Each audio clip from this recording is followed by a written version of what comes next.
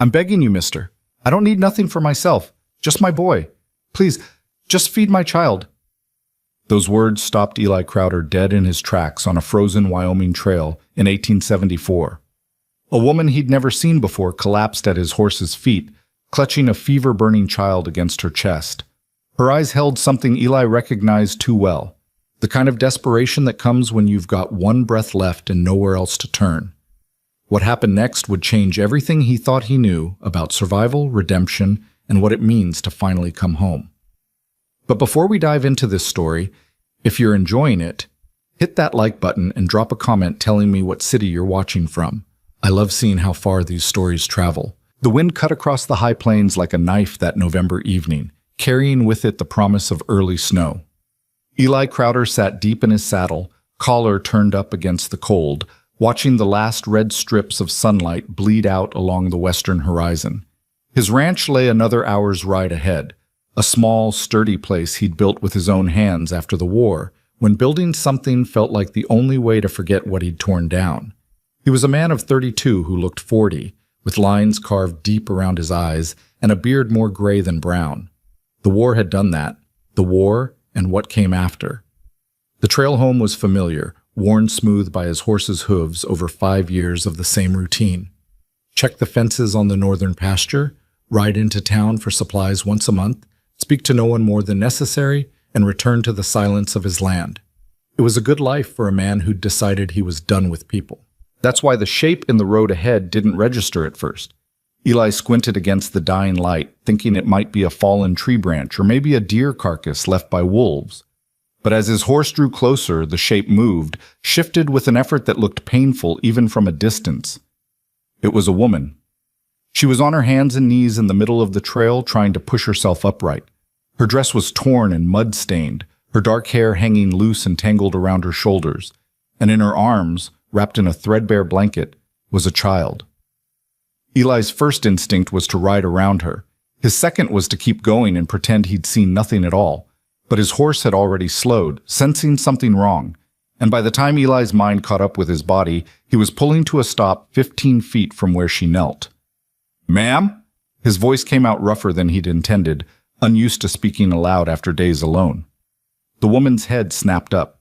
Her face was pale, almost gray, with dark circles under her eyes that spoke of sleepless nights and empty days. She couldn't have been more than 25, but she wore exhaustion like a much older woman. "Please." The word came out as barely more than a whisper. "Please, She tried to stand, got one foot under her, and then her legs gave out entirely. She crumpled forward, and Eli moved without thinking, swinging down from his saddle and crossing the distance between them in 3 long strides. He caught her before she hit the ground, his hands gripping her shoulders as she clutched the child tighter to her chest. Up close, he could see she was shaking, not just from cold, though the temperature was dropping fast, but from something deeper. Hunger, maybe. Or fear. "Easy now," Eli said, his voice softer this time. "I got you." "My boy," she gasped, her eyes wild and unfocused. "He's sick. He's burning up, and I don't know what to do. We've been walking for days, and I thought maybe—" Her words dissolved into a coughing fit that shook her entire frame. The child in her arms stirred and let out a weak, mewling cry that made Eli's chest tighten in a way he hadn't felt in years. "Let me see him," Eli said. The woman hesitated, her arms tightening protectively around the bundle. Her eyes met his, brown eyes full of a mother's terror, and Eli saw the calculation happening behind them. Trust a stranger or watch her child die. Some choice. "I'm not going to hurt him," Eli said quietly. "Or you. I just need to see how bad off he is." Something in his tone must have reached her, because slowly, carefully, she loosened her grip enough for Eli to pull back a corner of the blanket. The boy couldn't have been more than 3 years old. His face was flushed with fever, his small chest rising and falling too quickly, and even in the fading light, Eli could see the glisten of sweat on his forehead.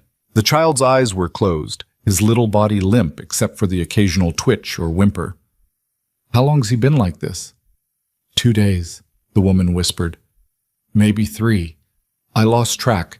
He was fine, and then he He started burning up and I couldn't make it stop. I tried everything I know. I tried. Her voice broke, and Eli felt something crack open inside his chest. Something he'd boarded up and buried deep after Shiloh.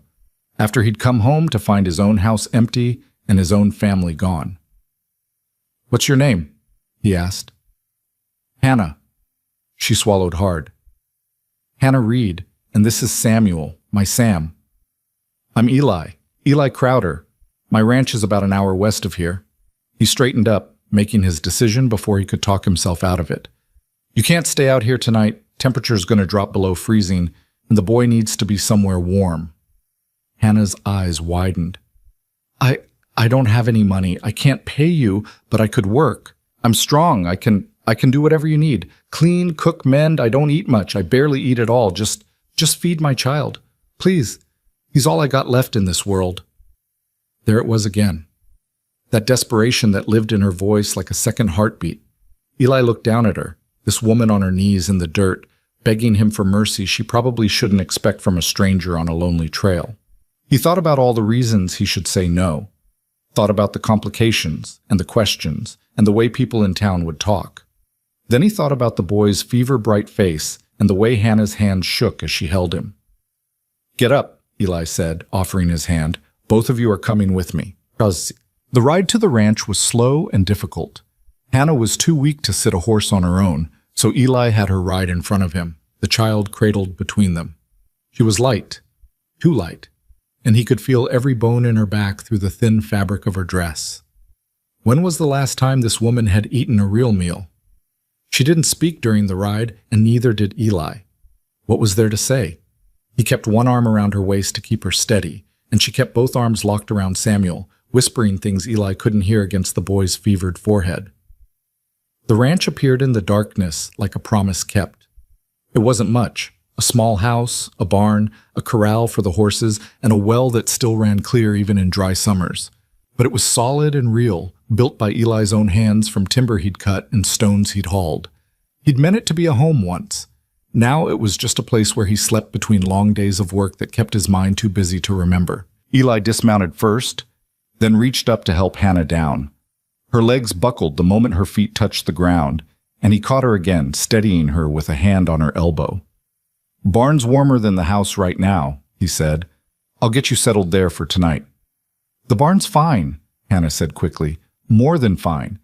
We don't need... Come on." The barn smelled of hay and horses and leather, good, honest smells that Eli had always found more comforting than the emptiness of the house. He led Hannah to a clean corner where he'd stored fresh straw just that morning, and she sank down onto it with a grateful sound that was almost a sob. Samuel was still unconscious, his small body hot to the touch. Eli had seen enough sickness in the war to know this could go either way. The boy might pull through, or he might not. It all depended on what was causing the fever and whether his little body had enough fight left in it. "I'll bring blankets," Eli said, "and water. You need to get fluids in him however you can." Hannah nodded, not looking up from her son's face. Her hands were trembling as she brushed the dark hair back from his forehead. Eli turned to go, then stopped. "When's the last time you ate?" I'm not hungry." "That wasn't what I asked." She didn't answer, which was answer enough. Eli walked back to the house, moving through the dark rooms by memory. He lit a lamp, pulled blankets from the chest at the foot of his bed, and went to the kitchen to see what food he had. Not much. Some dried beef, beans, a half loaf of bread from town that was only a little stale. He put together a plate, filled a canteen with water from the pump, and carried it all back to the barn. Hannah hadn't moved. She was sitting exactly as he'd left her, staring down at Samuel with an expression that made Eli's throat tight. "Here," he set the plate and water beside her. "You need to eat." "I told you, I'm not. Your boy's sick, and you're not going to do him any good if you collapse." Eli's voice came out harder than he meant it to. "Eat. I'm not asking." For a moment he thought she might argue, but then she picked up the bread with shaking hands and took a small, careful bite. She chewed slowly, deliberately, like she was afraid her stomach might reject it. Eli watched her eat 3 bites of bread before she set it down and turned her attention back to Samuel. She dipped her fingers in the water and pressed them to the boy's lips, coaxing a few drops into his mouth. "That's good," Eli said. "Keep doing that. And try to get him to drink more when he wakes. If he wakes." The words hung in the air between them like smoke. "He will," Eli said with more confidence than he felt. "Kids are tougher than they look." Hannah's eyes came up to meet his, and in the lamplight he could see tears tracking down her dirty cheeks. "Why are you helping us?" It was a fair question. Eli didn't have a good answer for it. "Because you needed help," he said finally. "And because—" He stopped, not sure how to finish that sentence. "Because I know what it's like to lose everything? Because I've got a barn full of empty space and a house that echoes with ghosts? Because for just one moment, when I looked at your boy's face, I remembered what it felt like to have someone depend on me?" "Just get some rest," Eli said instead. "I'll check on you in a few hours." He left before she could thank him, before she could ask any more questions he didn't want to answer. Back in the house, he sat at his table in the dark and told himself this was temporary. One night, maybe two. Until the boy was strong enough to travel and the woman could get to wherever she was going. That's what he told himself. But deep down, in a part of his heart he thought he'd buried years ago, Eli knew that nothing about tonight felt temporary at all. He didn't sleep.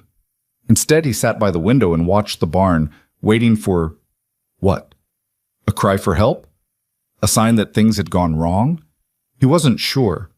All he knew was that leaving two strangers alone in his barn while a child fought for his life felt wrong somehow. Around midnight, he gave up on pretending he wasn't going to check on them. He pulled on his coat and crossed the yard, moving quietly so as not to wake them if they'd managed to sleep. The barn door creaked slightly as he pushed it open. Inside, the lamp still burned low, casting long shadows across the walls. Hannah was awake. Sitting with her back against a post, Samuel cradled in her arms. She was singing, so softly Eli almost couldn't hear it, some lullaby he didn't recognize. She looked up when she heard him, her eyes red from crying but no longer quite so wild with panic. "He drank some water," she whispered. "About an hour ago. He opened his eyes for just a second and took a few sips." Relief flooded through Eli's chest. "That's good. That's real good. I've been trying to keep him cool, but I don't know if I'm doing it right. I don't know anything anymore." Eli crossed the barn and knelt beside them, pressing the back of his hand to Samuel's forehead. The fever was still there, but it felt slightly less intense than before. Maybe. It was hard to tell. "You're doing fine," he said. "Just keep getting water in him when you can."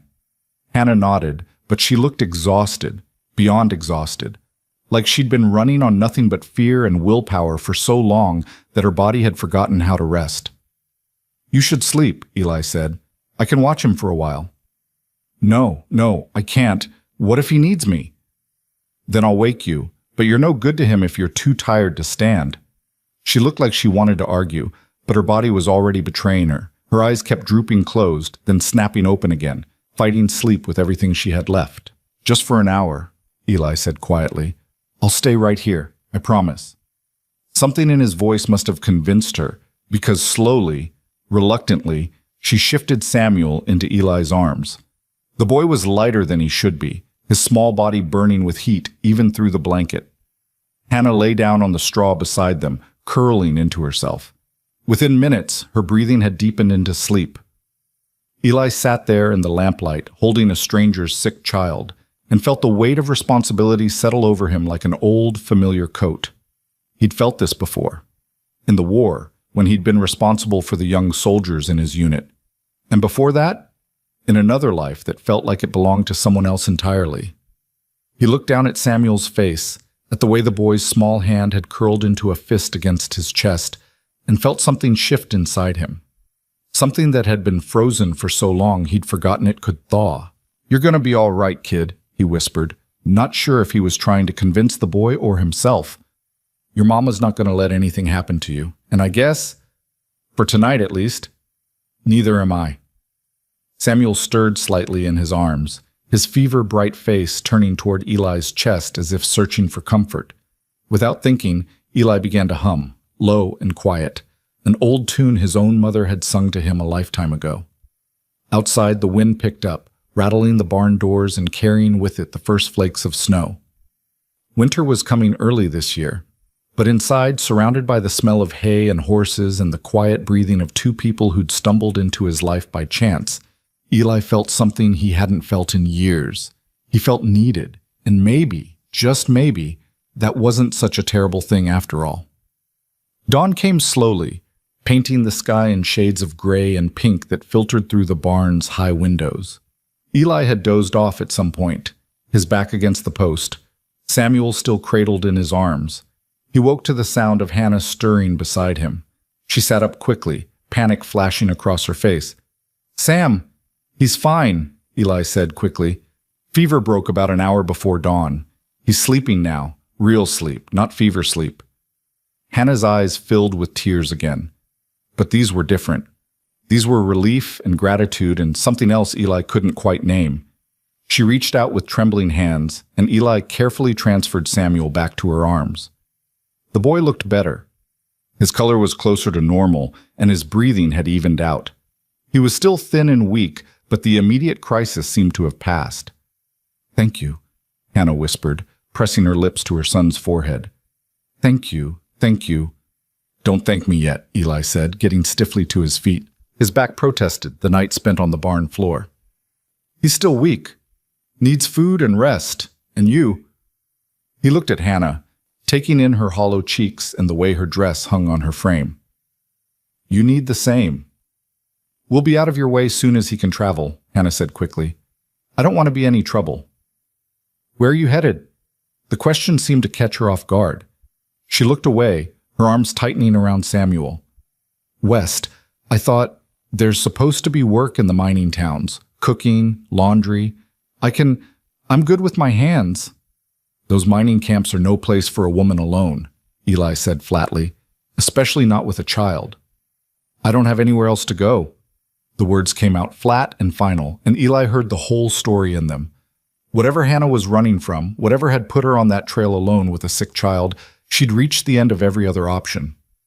"All right," he said after a moment, "here's what's going to happen. You and the boy are going to stay here until he's strong enough to travel proper. Could be a few days, could be a week. You can have the barn. I'll make it more comfortable.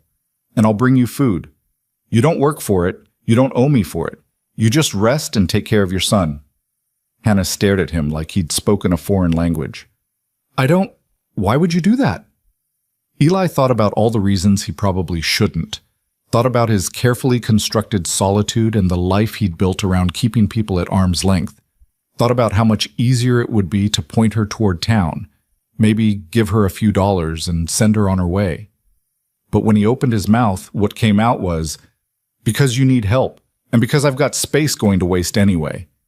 It wasn't the whole truth, wasn't even close, but it was all Eli was prepared to admit out loud.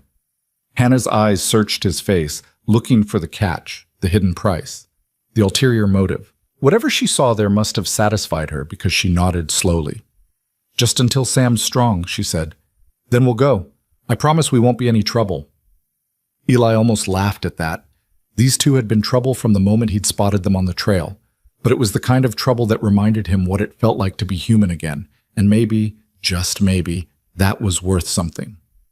"Get some more sleep," he said, heading for the door. "I'll bring breakfast in an hour." As he crossed the yard back to the house, snowflakes were starting to fall in earnest, covering the ground in a thin white blanket. The first snow of the season. Eli tilted his face up to the sky and let the cold flakes melt against his skin. Behind him, in the barn, a woman who'd been prepared to beg for her child's life was finally resting, and a boy who'd been burning with fever was breathing easy again. It was just one night, just one act of basic human decency. But as Eli stood there in the falling snow, feeling the weight of another person's trust settling on his shoulders, he couldn't shake the feeling that something had changed. Some door he'd thought was permanently closed had cracked open again, letting in a sliver of light he'd learned to live without. He told himself it didn't mean anything, told himself that in a week or two they'd be gone and his life would return to normal. But deep down, in a place he didn't want to examine too closely, Eli suspected nothing would ever be quite the same again. And standing there in the snow, watching smoke rise from his chimney and listening to the quiet sounds of morning on his land, he found he didn't entirely mind. But Inside the house, Eli stood at his stove, frying eggs and bacon with more care than he usually bothered with. He cut bread into thick slices and set coffee to boil, trying to remember the last time he'd cooked for anyone but himself. The answer came unbidden, 5 years ago, before he'd left for the war. His wife, Sarah, had been pregnant with their first child. He'd made her breakfast every morning, watching her eat with the kind of focused attention that came from knowing he might not get many more chances. He'd been right about that, though not in the way he'd feared. Eli shook his head, pushing the memories away. This wasn't about Sarah or the child he'd never met. This was about a woman who needed help and a boy who deserved to live. That was all. That was enough. He loaded everything onto a tray, more food than Hannah and Samuel could possibly eat, but he figured she needed to build her strength back up. Then he pulled on his coat again and headed back out into the snow. The barn felt warmer this time, or maybe that was just knowing that the people inside were safe and resting. Hannah was awake, sitting with her back against the post, watching Samuel sleep. She looked up when Eli entered, something wary still in her eyes, but also something softer. Gratitude, maybe.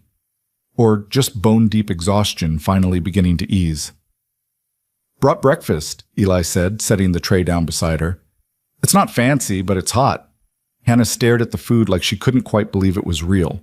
Her hand reached out, then hesitated, pulling back. "It's all right," Eli said quietly. "Go ahead." She picked up the fork with trembling fingers and took a bite of eggs. Her eyes closed, and a sound escaped her throat that might have been a sob or a sigh of relief. She ate slowly, carefully, like her body wasn't quite sure what to do with real food after going without for so long. Eli busied himself with checking Samuel while she ate, giving her privacy to be hungry without being watched. The boy was definitely improving. His color was better, and when Eli touched his forehead, the fever was barely there, just a lingering warmth that would probably fade completely by evening. "He looks better," Hannah said between bites. "He looks—" Her voice caught. "He looks like my Sam again." "He's a fighter," Eli said. "Takes after his mama, I'd guess." A ghost of a smile crossed Hannah's face, there and gone so quickly Eli almost missed it. His father always said Sam was stubborn as a mule. Wouldn't take no for an answer about anything. It was the first time she'd mentioned Samuel's father.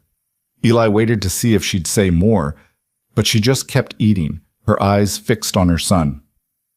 "Where's his father now?" Eli asked, keeping his voice casual. The fork paused halfway to Hannah's mouth. Her face went carefully blank, the kind of blank that meant the answer was complicated and painful and none of Eli's business. "Gone," she said finally. "That's all that matters." Fair enough. Everyone had their secrets. Eli certainly had his. "Listen," he said, straightening up, "I meant what I said earlier. You and the boy can stay here until he's strong enough to travel proper, but the barn's going to be cold once winter really sets in. I've been thinking, the house has a spare room, nothing fancy, but it's got a real bed and a stove. Might be better for the boy." Hannah's eyes widened. "I couldn't. That's too much. We're fine here, really. We've slept in worse places." "I'm sure you have. But you don't have to anymore, not while you're here." She studied him with those tired brown eyes, searching for something. "Why are you being so kind to us? You don't even know us." Eli thought about how to answer that. The truth was complicated, wrapped up in guilt and grief and the memory of coming home to an empty house and promises he'd been too late to keep. But Hannah didn't need to hear any of that. "Maybe I just don't like seeing people suffer when I can help," he said. "Or maybe I'm just tired of rattling around in that house alone. Does it matter?" "I suppose not," Hannah said softly. "But we won't forget this. When we leave, I'll find a way to pay you back somehow. Don't worry about that. Just focus on getting your boy healthy." Samuel stirred then, his small body shifting in Hannah's arms. His eyes fluttered open, real consciousness this time, not fever dreams. He looked up at his mother's face, confused and disoriented. "Mama?" His voice was barely a whisper, rough and small. "I'm here, baby," Hannah said, her whole face transforming with relief and love. "Mama's right here. I don't feel good. I know, sweetheart. But you're getting better. You just need to rest." Samuel's eyes drifted around the barn, taking in the unfamiliar surroundings with a child's vague concern. Then his gaze landed on Eli, and he shrank back against his mother. "Who's that?" "That's Mr. Crowder," Hannah said gently. "He's helping us. He gave us a place to stay while you were sick." Samuel studied Eli with serious dark eyes. "Are you nice?" The question caught Eli off guard. When was the last time anyone had asked him that? When was the last time it had mattered? "I try to be," Eli said, crouching down so he was at the boy's eye level. "And you can call me Eli. Mr. Crowder makes me feel old." "My papa wasn't nice," Samuel said with the blunt honesty of a young child. "He was mean. He made Mama cry." "Sam," Hannah said sharply, her face flushing, "that's enough." But the boy wasn't finished. "Are you going to make Mama cry?" Eli looked at this small, serious child who'd just fought off a fever that might have killed him and felt something crack open in his chest. This boy had learned young that men could be dangerous, that kindness couldn't be trusted, that sometimes the people who should protect you were the ones you needed protecting from. "No," Eli said quietly. "I'm not going to make your mama cry. You have my word on that." Samuel considered this for a long moment, then nodded as if Eli had passed some important test. "Okay, can I have some eggs?" Just like that, the heavy moment broke. Hannah laughed, a real laugh this time, not the bitter sound of earlier, and Eli felt himself smile in response. "Yeah, kid," he said, standing up. "You can have some eggs." He left them there, Hannah feeding her son small bites of breakfast, both of them looking more alive than they had when he'd found them on that trail, and headed back to the house to start his day's work. But as he walked across the yard, Eli couldn't shake the memory of Samuel's question. "Are you nice?" Such a simple thing for a child to ask. Such a complicated thing for Eli to answer. He'd spent 5 years convincing himself that he was better off alone, that connecting with people only led to loss and pain. He'd built walls around his heart and told himself they were necessary for survival. But maybe, just maybe, survival wasn't the same thing as living. Maybe there was something to be said for letting people in, even when it scared him, even when it meant risking the kind of hurt he'd sworn he'd never feel again.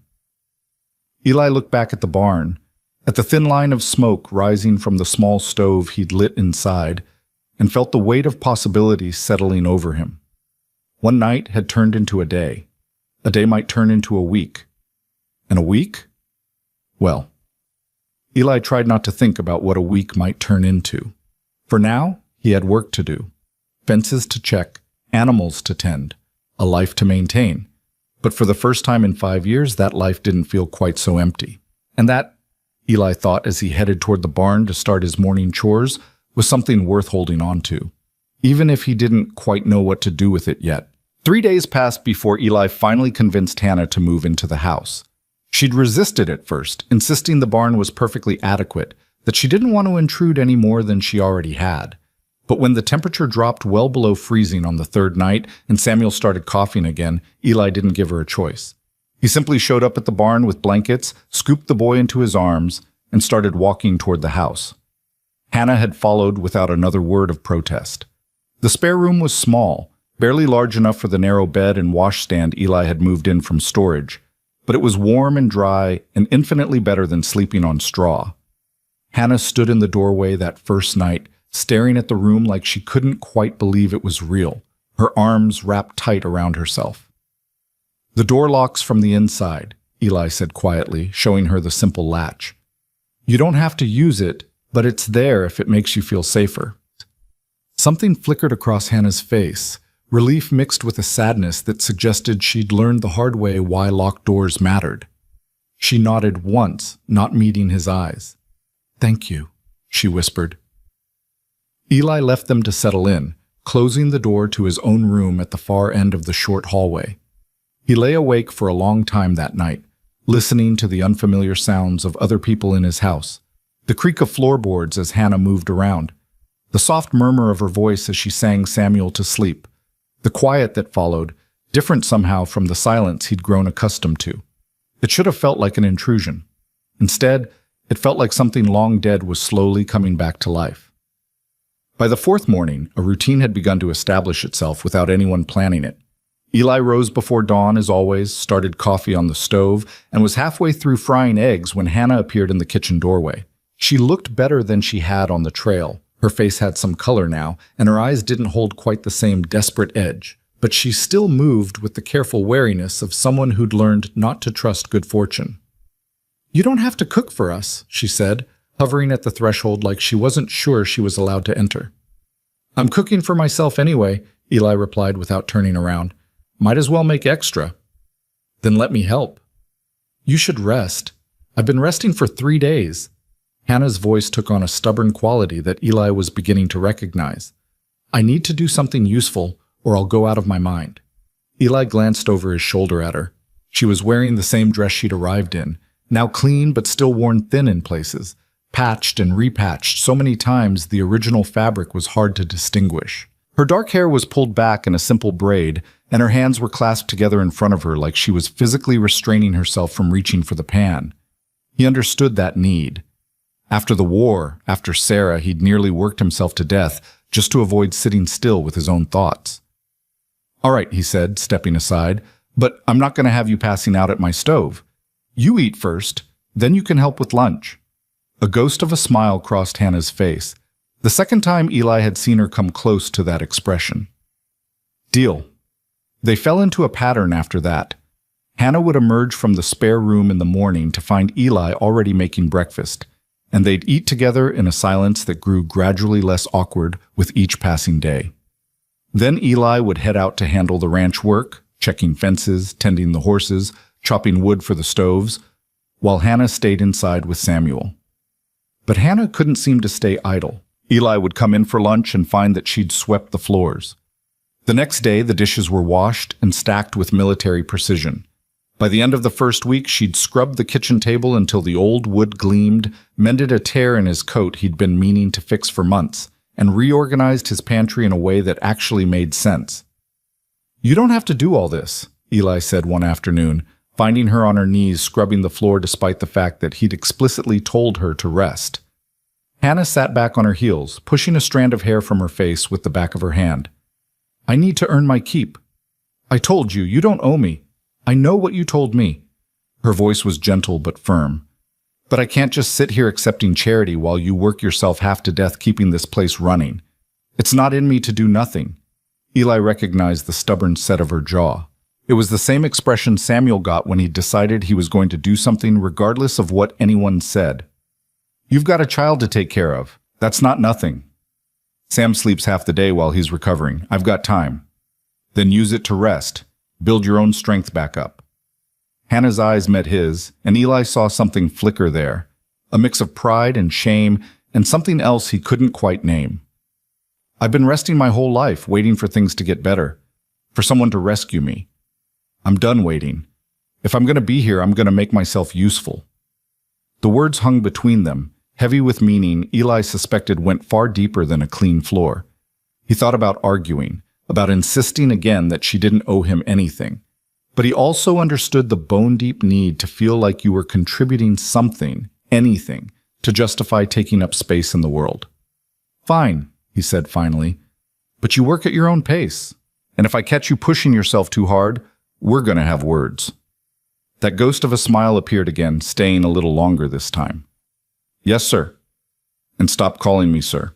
Makes me feel like I'm back in the army." "Yes, Eli." He left her to her scrubbing, shaking his head but unable to suppress a smile of his own. Stubborn woman. She reminded him of Sarah in that way. That same quiet determination that meant she'd run herself into the ground before admitting she needed help. The thought of his wife should have hurt. Usually did, like pressing on a bruise that never quite healed. But this time it just felt distant. Like a memory that belonged to someone else. Samuel was getting stronger every day.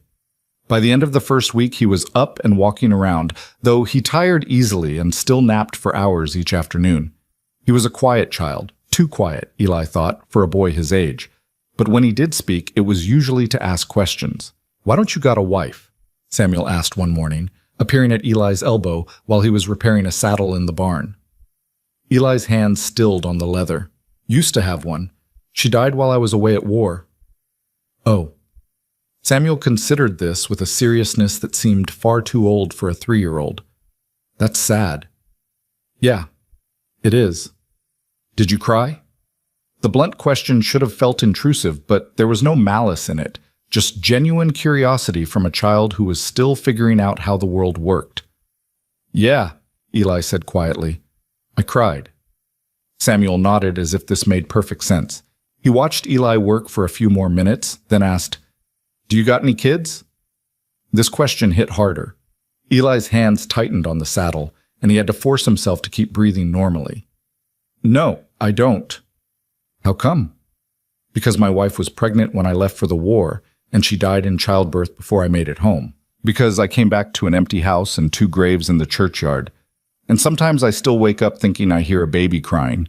Because I've spent 5 years trying not to imagine what my child might have looked like. But Eli couldn't say any of that to a 3-year-old. Just didn't work out that way, he said instead. Samuel seemed to accept this. He wandered over to pet one of the horses, his small hand gentle on the animal's nose. I like it here, he said after a moment. It's nice. Mama doesn't cry as much. Eli's throat went tight. She cried a lot before? All the time, when Papa was around. After he left, she tried to hide it, but I could still hear her at night. Samuel looked back at Eli with those 2 serious eyes. She doesn't cry here. That means you're nice, right? Like you said? The trust in that question made Eli's chest ache. This boy had been through things no child should have to experience, and yet he was still trying to figure out if the world had safe spaces in it. Still hoping that maybe, just maybe, some people could be trusted. I hope so, kid, Eli said softly. I'm trying to be. Samuel smiled, a real, genuine smile that transformed his whole face. Good. Mama needs nice people. Then he was off again, distracted by a barn cat that had emerged from the hayloft. Eli watched him go, this small boy who was learning to be a child again now that he wasn't constantly afraid. That evening, Eli found Hannah in the kitchen preparing dinner. She'd insisted on taking over the evening meal, and he'd learned not to argue with her once she'd made up her mind about something. The smell of roasting chicken filled the house, a bird Eli had purchased in town the day before on the excuse that he'd been planning to cook it anyway. Sam told me you 2 talked today, Hannah said, not looking up from the vegetables she was chopping. He's full of questions. He likes you. She said it matter-of-factly, but Eli heard the weight behind it. He doesn't usually warm up to people so fast, especially not men. Eli leaned against the doorframe, watching her work. Her movements were efficient and practiced, the kind that came from years of cooking in difficult circumstances with limited resources. He asked about my wife. Hannah's knife paused for just a fraction of a second. I hope that was all right. I told him it wasn't polite to pry, but he doesn't always understand. It's fine, Eli interrupted. Kid's just curious. Nothing wrong with that. She resumed chopping, but Eli could see the tension in her shoulders. He said your wife died in the war. During it, anyway. Eli moved into the kitchen, pouring himself coffee from the pot that always seemed to be warm now that Hannah was around. I was gone when it happened. Didn't even know she'd passed until I came home. I'm sorry. It was a long time ago. Hannah glanced at him then, and something in her eyes suggested she understood that time didn't heal all wounds. It just taught you how to live with them. Still, I'm sorry you had to come home to that. They worked in companionable silence after that, Hannah cooking and Eli setting the table, a task he'd never bothered with when eating alone, but that seemed important now. When dinner was ready, Hannah called Samuel in from where he'd been playing with a carved horse Eli had found in a trunk of old belongings. They sat together at the table, Eli at one end, Hannah and Samuel at the other, and ate the best meal Eli had tasted in years. Hannah had somehow made that chicken tender and flavorful, and the vegetables were seasoned with herbs Eli didn't even know he had in his pantry. This is really good, he said, and meant it. Hannah ducked her head, but he caught the pleased flush that colored her cheeks. It's nothing special, just simple cooking. Mama's the best cook, Samuel announced through a mouthful of chicken. She can make anything taste good, even when we didn't have nothing but beans. Anything, not nothing, Hannah corrected gently. And don't talk with your mouth full. Samuel swallowed obediently, then grinned at Eli. Mama says I need to mind my manners so I can grow up to be a gentleman. Your mama's right, Eli said. Manners matter. Did you got good manners when you were little? Had, Hannah corrected. Did you have good manners? My mother tried to teach me, Eli said, fighting back a smile at the boy's earnest expression. But I was pretty wild as a kid, drove her half crazy. Samuel's eyes lit up. Really?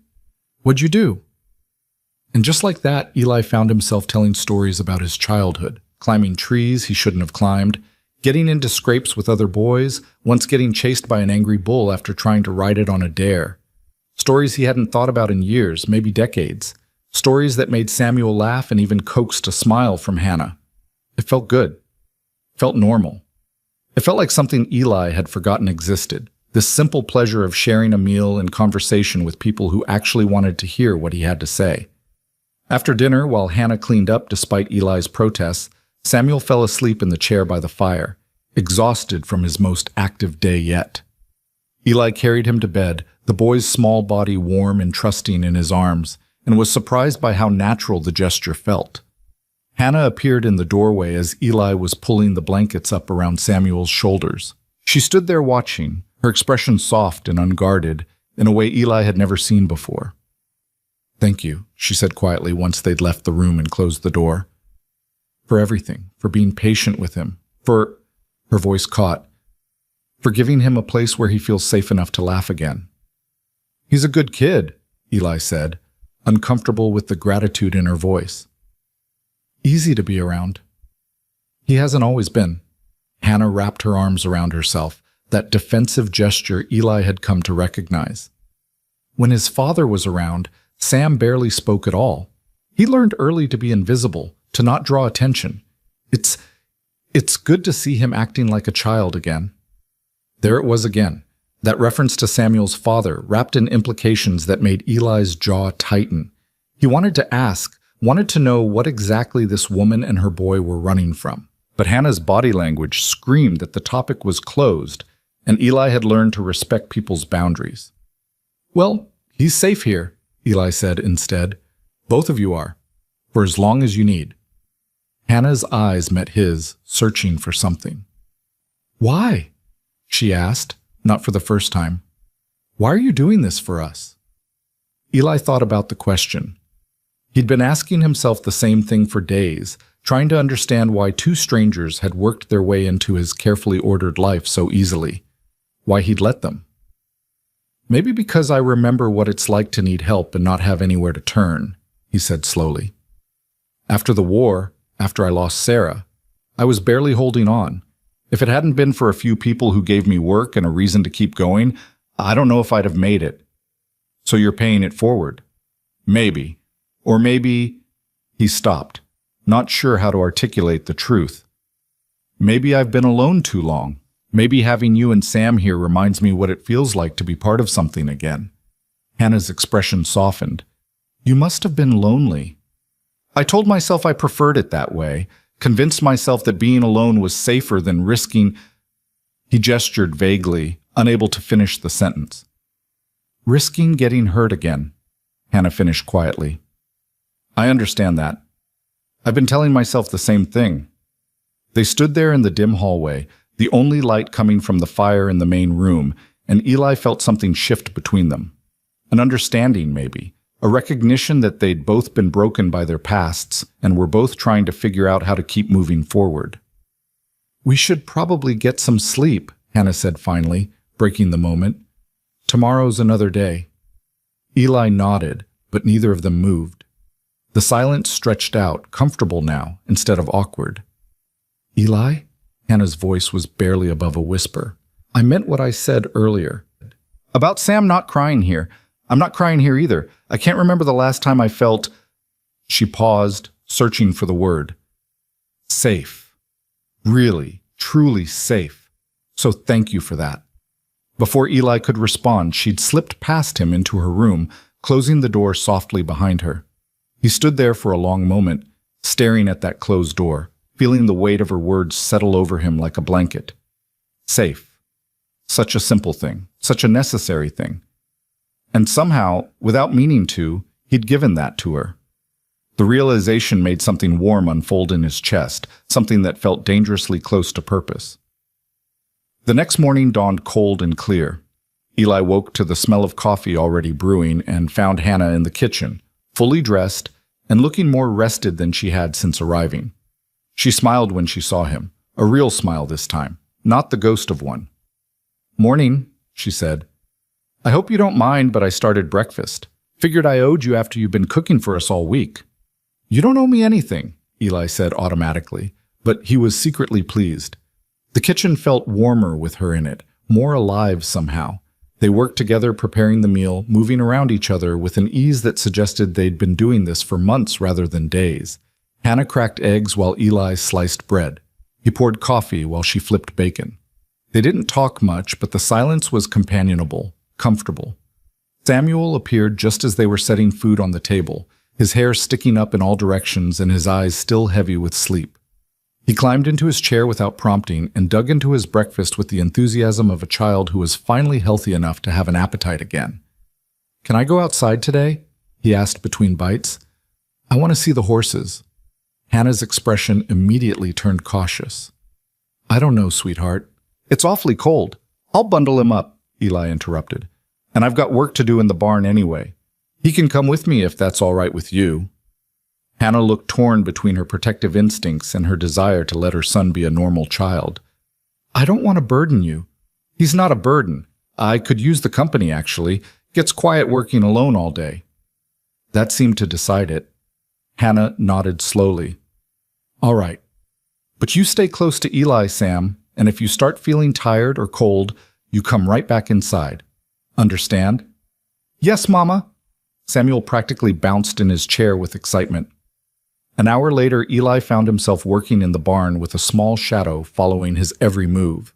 Samuel was bundled in layers of clothing, most of it too big, borrowed from Eli's own wardrobe and rolled up at the sleeves and hems, and he watched everything Eli did with wide, fascinated eyes.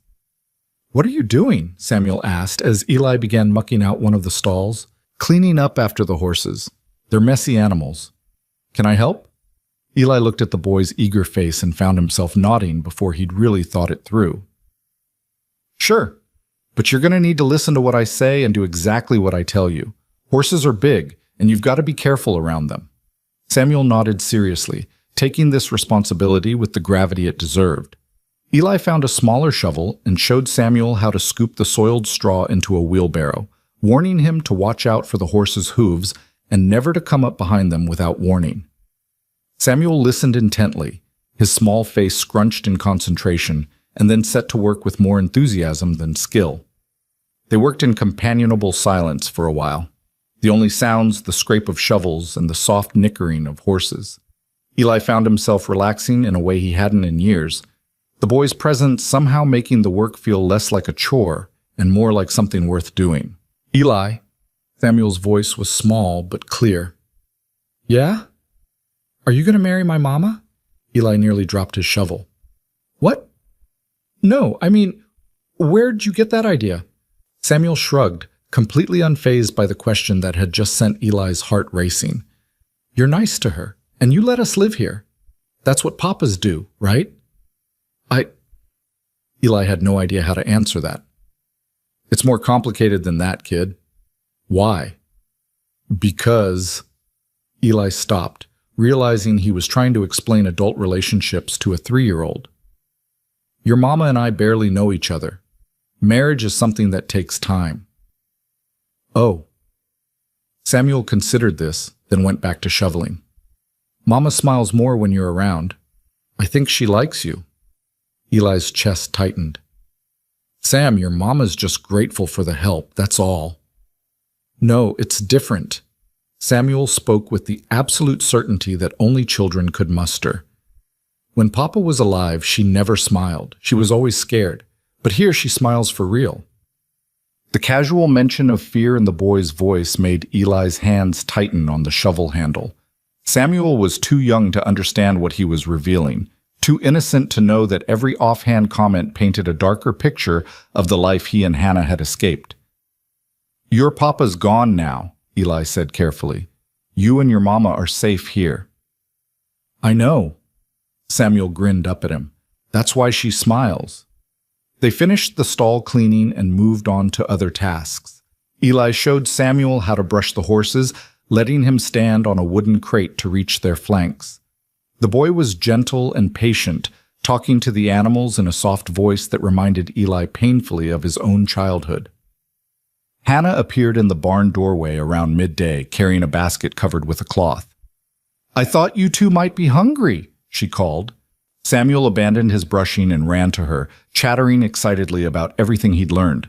Hannah listened with that soft expression Eli was starting to recognize, smoothing down her son's wild hair with one hand. "He's been a good helper," Eli said, joining them. "Natural with the horses." "Really?" Hannah looked surprised and pleased. "Sam, that's wonderful." They ate lunch together in the barn, sandwiches and coffee for the adults, milk and cookies for Samuel. The boy ate quickly and then wandered off to play in the hayloft, leaving Eli and Hannah sitting on hay bales in the weak winter sunlight that filtered through the high windows.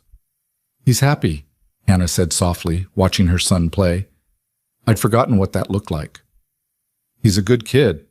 Makes it easy." Hannah turned to look at Eli, her expression suddenly serious. "Can I ask you something?" "Sure." "What you said last night about being alone, did you really mean it? About us reminding you what it feels like to be part of something?" Eli met her gaze, saw the vulnerability there. "Yeah, I meant it. Hannah looked down at her hands, picking at a loose thread on her dress. "I've been thinking about what happens when we leave, where we'll go." Something cold settled in Eli's stomach. "Have you decided on somewhere?" "No, that's the problem. I've been lying awake at night trying to figure it out, and I keep coming back to the same conclusion." She looked up at him, her eyes bright with unshed tears. "I don't want to go. Sam doesn't want to go. But we can't just stay here forever living off your charity." "It's not charity." "Then what is it?" Eli didn't have an answer for that. Or rather, he had several answers, and none of them felt safe to say out loud. Because the truth was that Hannah and Samuel had become part of his daily rhythm in a way that felt essential now.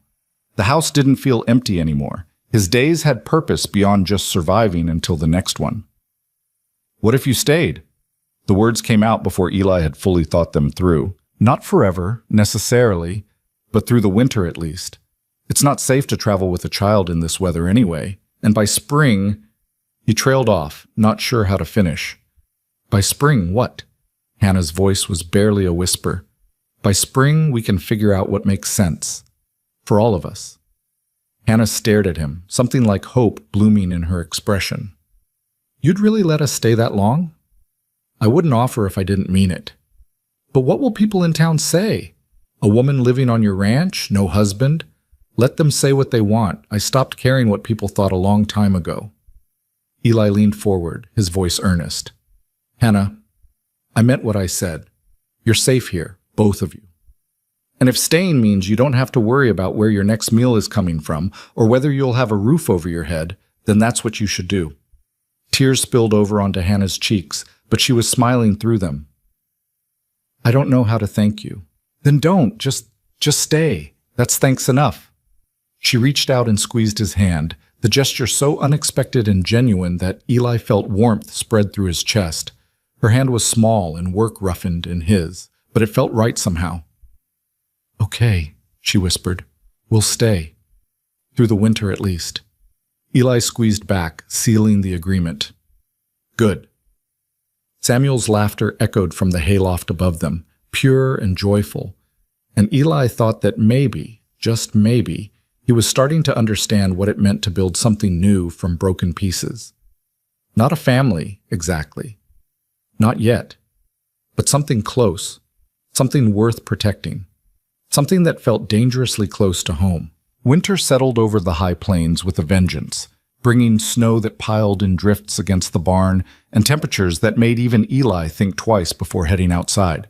But inside the ranch house, something warmer was taking root. 6 weeks had passed since that conversation in the barn, and the arrangement had evolved into something that felt less temporary with each passing day. Hannah had taken over most of the cooking and cleaning, not because Eli asked, but because she insisted on contributing. Samuel had appointed himself Eli's shadow, following him everywhere and asking endless questions about horses and ranching and why the sky was blue. They'd fallen into an easy rhythm, the three of them.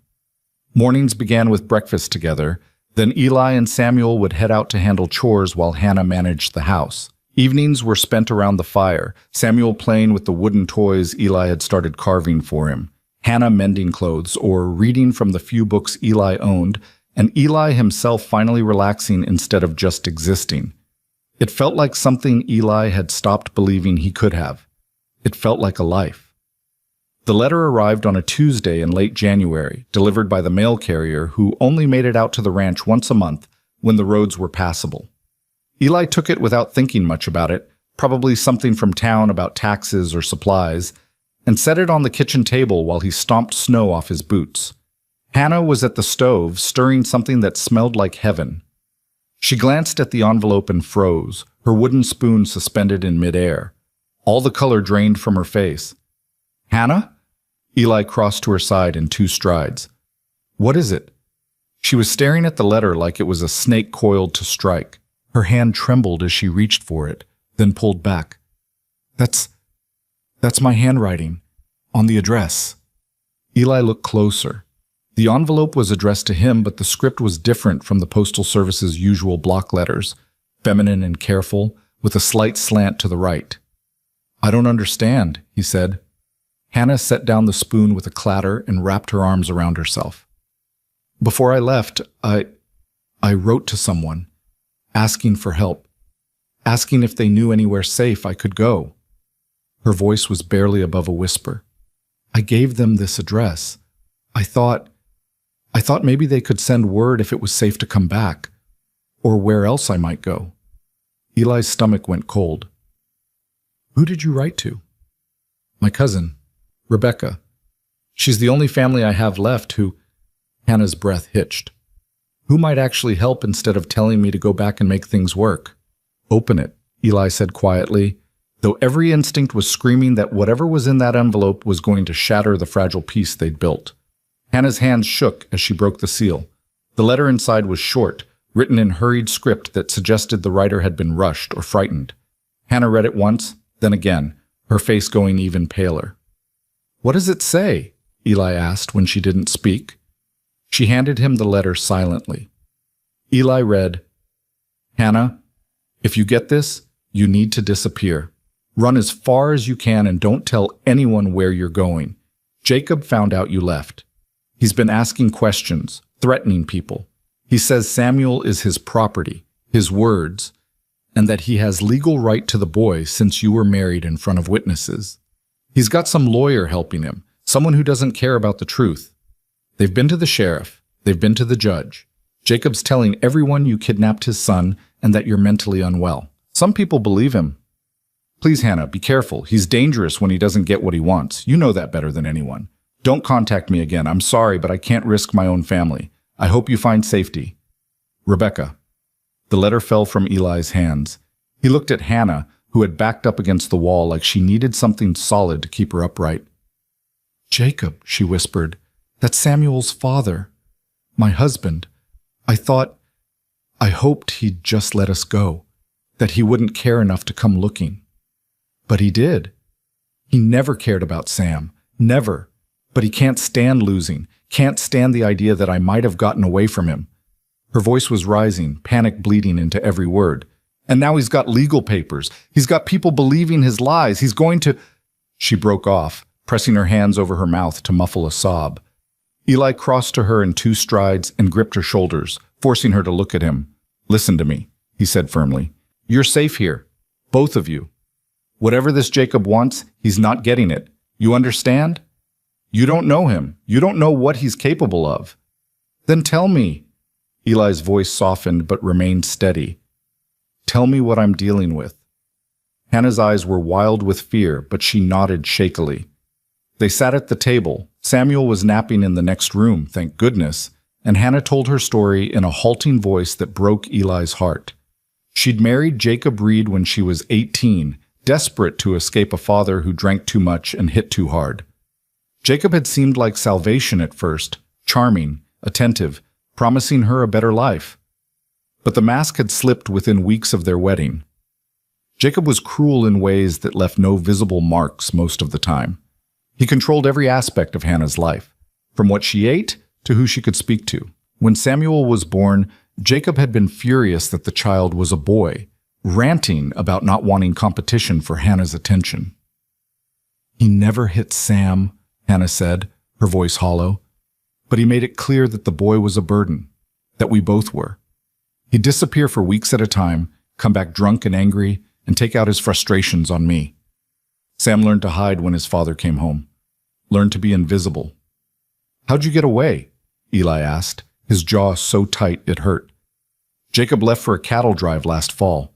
Said he'd be gone for 2 months. I waited a week to make sure he wasn't coming back. Then I took what little money I'd managed to hide and ran. I thought if I could just get far enough away, he'd forget about us. Find some other woman to torment." She laughed bitterly. "I should have known better. Jacob doesn't forget, and he doesn't forgive." Eli's hands curled into fists on the table.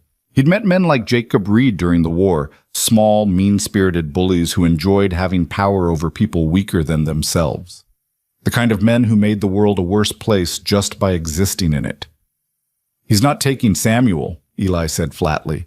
"I don't care what papers he has or what lies he's told. That boy's not going back to him. But if he has legal right—" "Legal right?" Eli's voice hardened. "He terrorized you. He made your son so afraid he had to learn to be invisible. That's not a father. That's a monster." "The law doesn't care about that. The law says a husband has rights to his wife and children, regardless of how he treats them." Hannah's voice was bitter with the knowledge. "Women like me, we don't have any real recourse. We can't just leave. We can't take our children and disappear without consequences." "We'll find a way," Eli said with a certainty he didn't entirely feel. "There's always a way." Hannah looked at him with desperate hope. "You really think so?" "I know so, because I'm not letting anything happen to you or Sam. You have my word on that." The next 2 weeks were tense with waiting. Every sound of horses on the road made Hannah jump. Every stranger in town, when Eli went for supplies, made him scrutinize faces, looking for threats. He started keeping his rifle closer at hand, and at night he found himself lying awake, listening for sounds that didn't belong. Samuel noticed the change in atmosphere, the way his mother watched the windows with frightened eyes. He became clingy, not wanting Hannah out of his sight, and his nightmares returned, dreams that had him crying out in his sleep until Hannah or Eli came to soothe him. "Mama, are we leaving?" Samuel asked one morning while they were feeding the chickens. The question was small and scared, the voice of a child who'd learned that good things never lasted. "No, baby," Hannah said, pulling him close. "We're not leaving." "Promise?" Hannah's eyes met Eli's over the boy's head. There was a question in that look. "Can you promise him that? Can you keep us safe?" Eli nodded once, firm and certain. "Promise," Hannah whispered into Samuel's hair.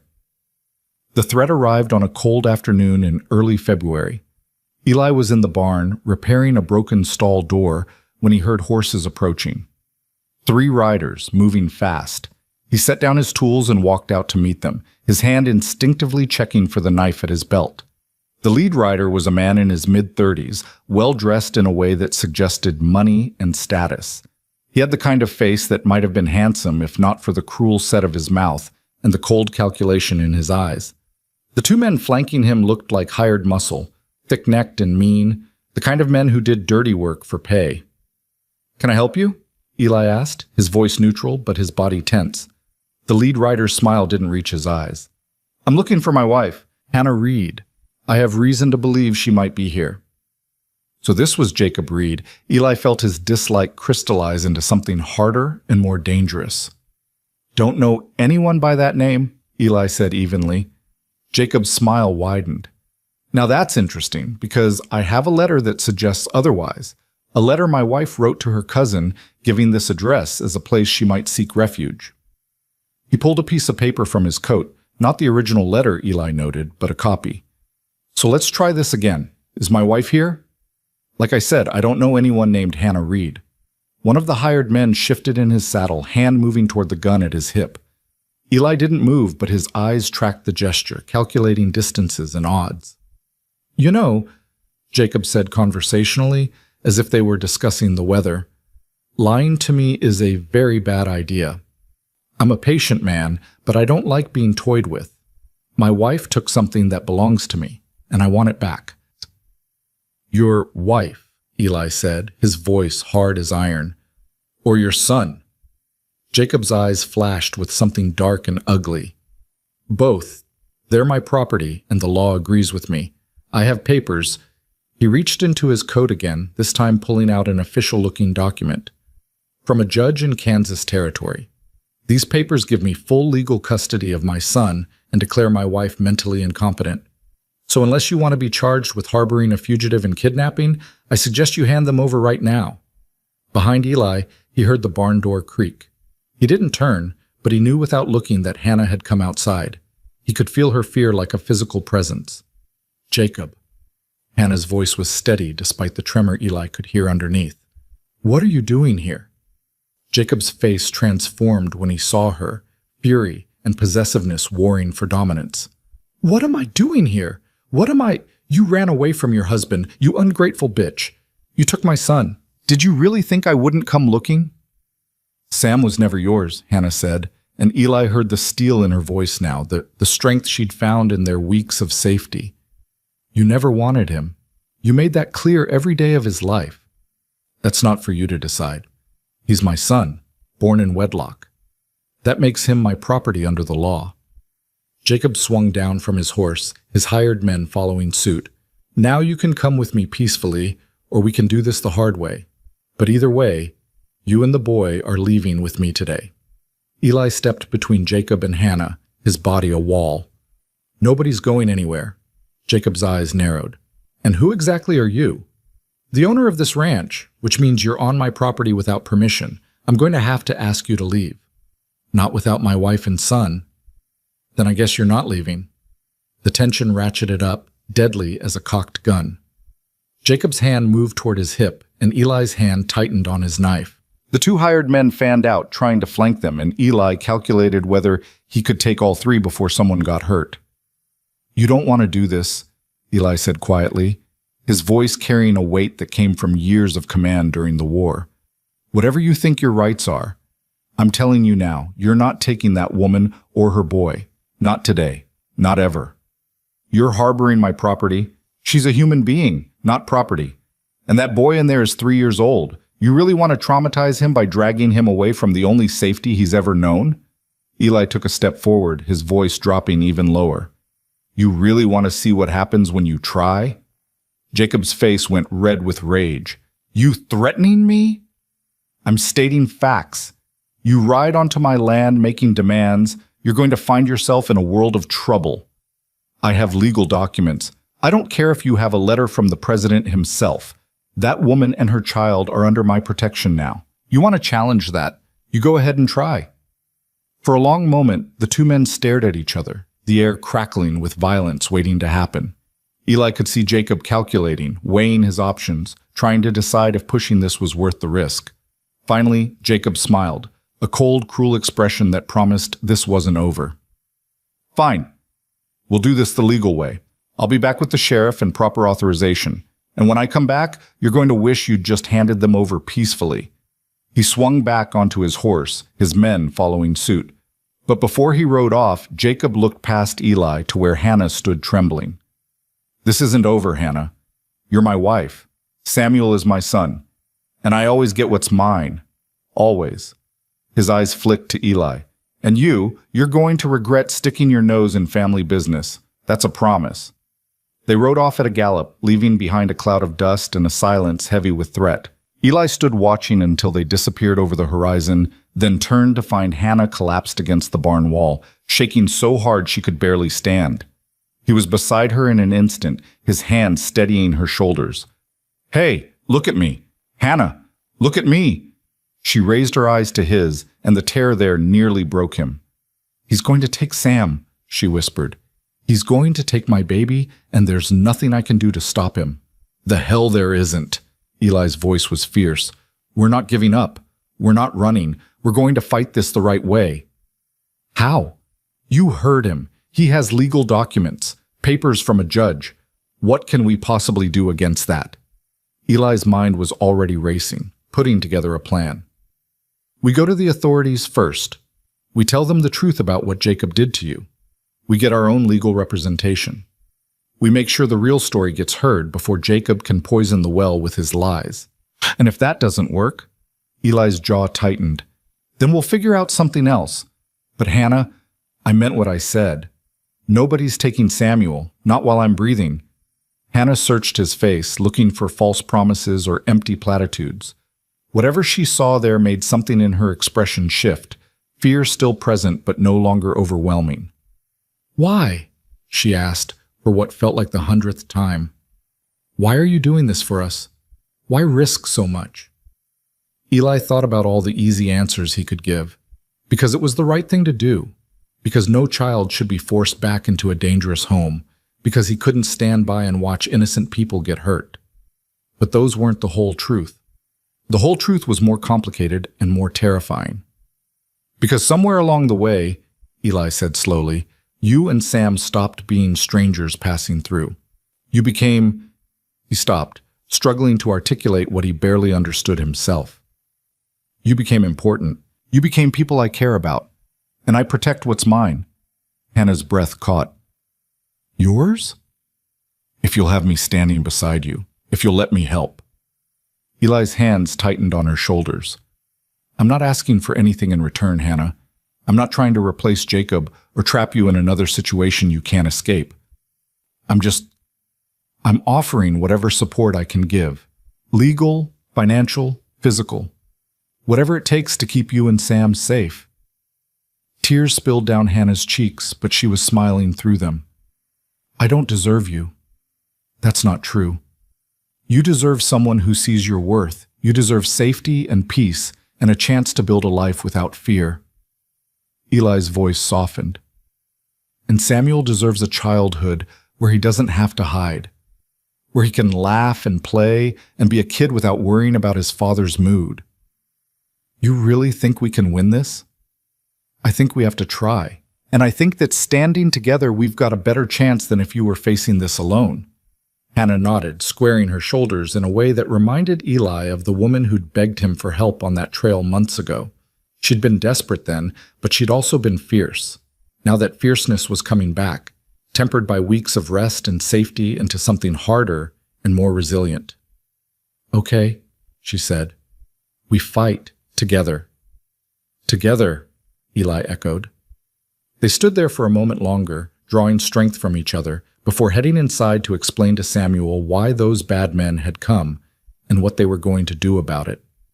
The boy listened with solemn eyes, his small hand gripping his mother's tightly. When Eli finished explaining, Samuel looked up at him with absolute trust. You won't let them take me, right? You won't let Papa hurt Mama anymore? Eli crouched down so he was at the boy's eye level. No, Sam, I won't. That's a promise. Samuel threw his arms around Eli's neck, hugging him with the fierce desperation of a child who'd found an anchor in a storm. Over the boy's shoulder, Eli met Hannah's eyes and saw his own determination reflected back at him. They would fight this. They would win. Because failure wasn't an option when it meant losing the family he'd somehow, against all odds, been given a second chance to have. That night, after Samuel had finally fallen asleep, after being checked on 3 times because he was afraid the bad men would come back, Eli and Hannah sat at the kitchen table making plans. They would ride into town first thing in the morning. They would find a lawyer, explain the situation, get ahead of whatever lies Jacob was spreading. They would gather testimony from people who'd seen Hannah's condition when she arrived. They would build a case. What if it's not enough? Hannah asked quietly, her hands wrapped around a cup of coffee that had long since gone cold. Then we'll figure out something else, Eli said. But even as he spoke, a cold weight settled in his gut. Because the truth was, the law often favored men like Jacob Reed, men with money and connections and the ability to make people believe their version of events. And women like Hannah, women who dared to leave, who dared to protect their children, often found themselves with no good options. But Eli wasn't about to let that happen. Not this time. Not to Hannah and Samuel. Whatever it took, he'd find a way to keep them safe. even if it meant putting everything he had on the line. They left for town at dawn. The three of them bundled against the cold in the wagon Eli had loaded with blankets and supplies. Samuel sat between them, unusually quiet, his small hand gripping his mother's tightly. The boy had barely slept, startling awake every few hours, convinced the bad men were back. Each time, Hannah had held him close and whispered reassurances until he drifted off again, but the fear lingered in his eyes like a shadow. The ride to High Plains took 3 hours over roads still packed with snow. Hannah spent most of it staring straight ahead, her jaw set with determination even as her hands trembled in her lap. Eli wanted to reach over and take one of those hands, wanted to tell her everything would be all right, but he couldn't make promises he wasn't sure he could keep. High Plains wasn't much of a town, a main street with maybe 20 buildings, a general store, a saloon, a small hotel, and the courthouse that doubled as the sheriff's office. It was the kind of place where everyone knew everyone else's business, which meant Jacob's arrival hadn't gone unnoticed. As Eli pulled the wagon to a stop in front of the courthouse, he could feel eyes on them from every direction. "Stay close," he murmured to Hannah as he helped her down. "Don't let anyone separate you from Sam." She nodded, pulling the boy against her side. Samuel buried his face in her skirt, overwhelmed by the attention.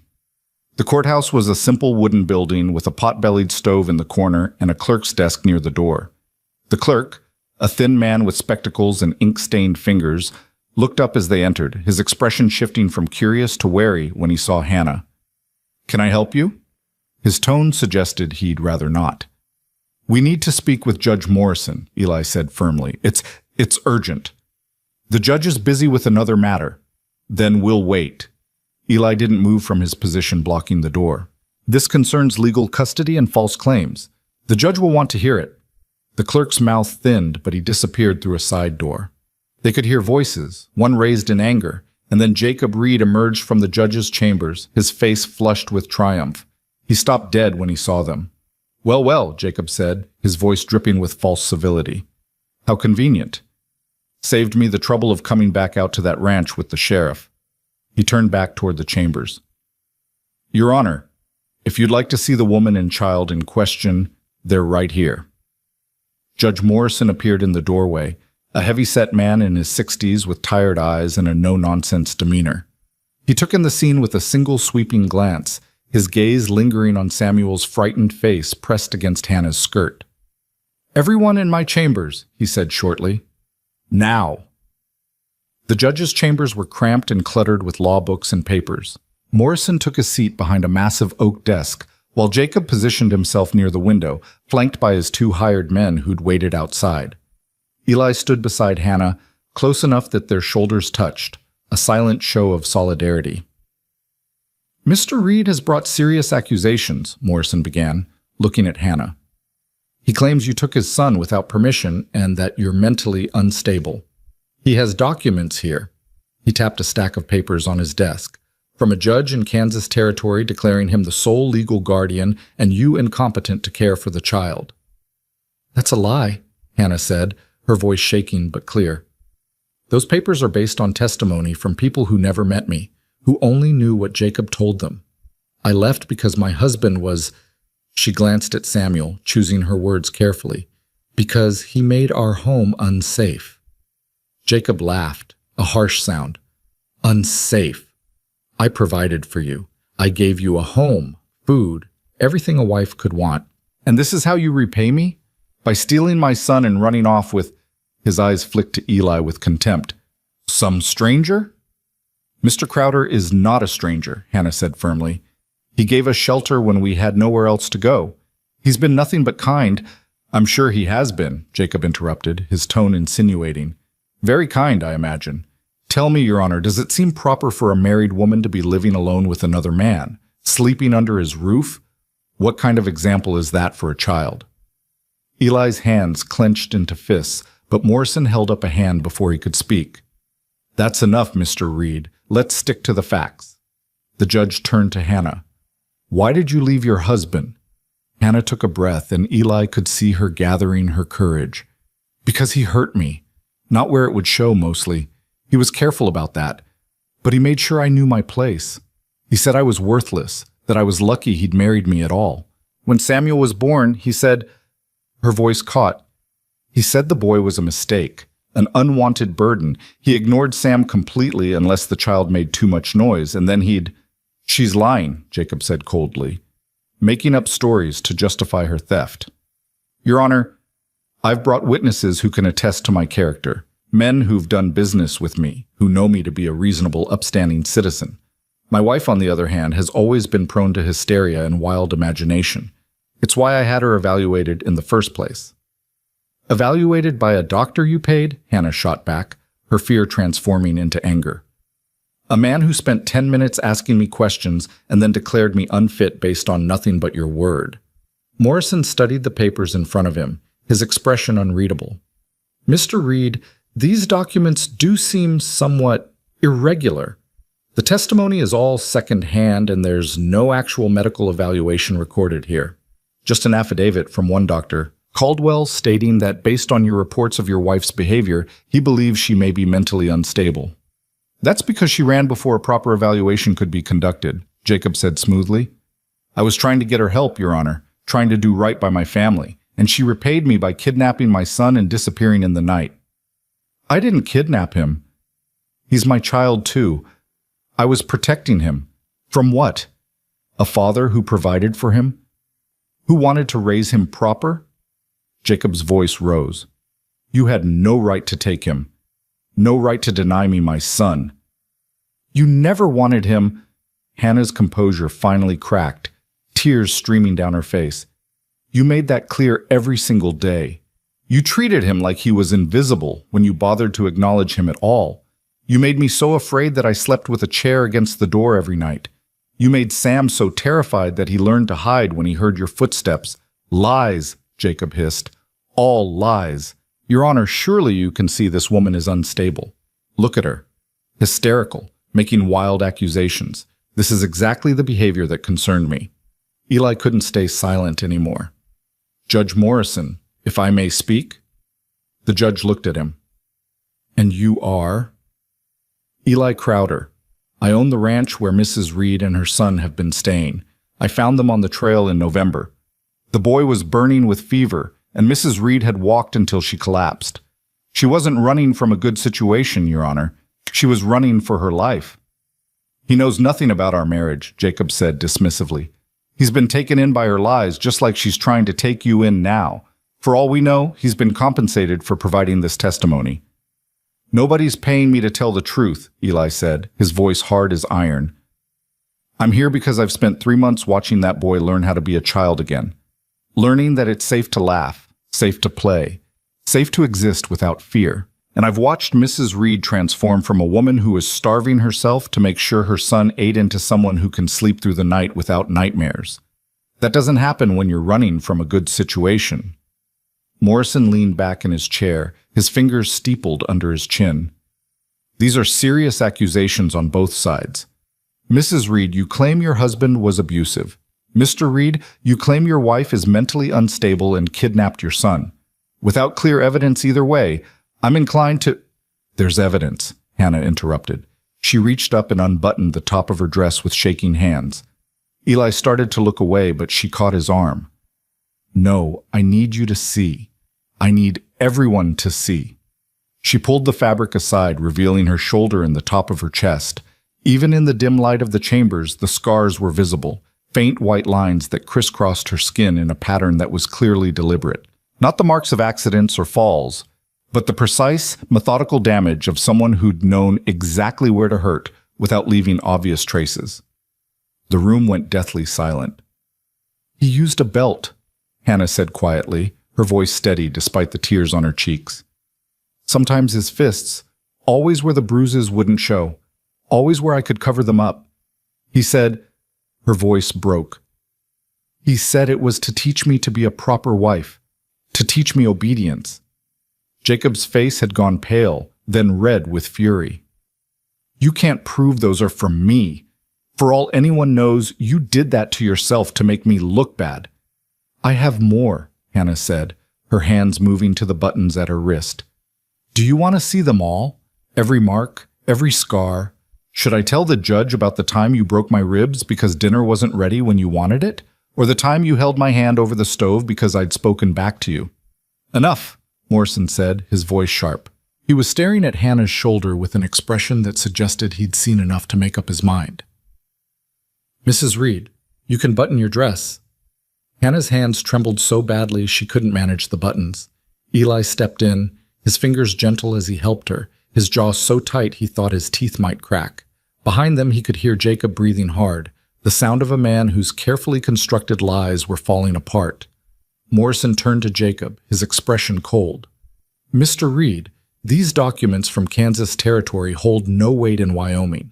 And even if they did, what I'm seeing here suggests that any evaluation of Mrs. Reed's mental state was influenced by your own account of events that appear to have been grossly misrepresented.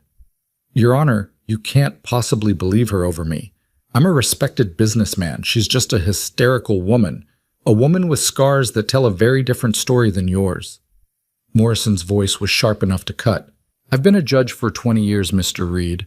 I've seen enough abused women to recognize the signs, and I've seen enough men like you, men who think their wives are property to be disciplined, to know when I'm being lied to. Jacob's face twisted with rage. You're taking her word over mine? Over legal documents? I'm taking evidence over falsified paperwork. There's a difference. Morrison pulled out a fresh sheet of paper and began writing. I'm issuing a temporary ruling granting Mrs. Reed full custody of the child. Furthermore, I'm issuing a restraining order preventing you from approaching Mrs. Reed or her son. If you violate either of these orders, you'll be arrested. This is outrageous. She's my wife. That's my son. That boy, Morrison interrupted, his voice cutting through Jacob's protests, is a human being, not property. And your wife is also a human being who has the right to live without fear of violence. My ruling stands. Jacob stood there, fury and disbelief warring on his face. For a moment, Eli thought the man might lunge across the desk at the judge. His hired men shifted closer, hands moving toward their guns, and Eli's hand dropped to his own weapon. But Morrison had already pulled open his desk drawer, revealing his own pistol lying ready. Don't even think about it, the judge said calmly. I may be old, but I can still shoot straight. Now you and your men are going to leave my office, leave this town, and leave Mrs. Reed alone. If I hear you violated this order, I'll have you arrested and tried for assault. Are we clear? Jacob's hands were shaking with barely contained rage. This isn't over. I'll appeal. I'll take this to a higher court. You do that. But until then, my ruling stands. Morrison turned to Hannah. Mrs. Reed, do you wish to file for divorce?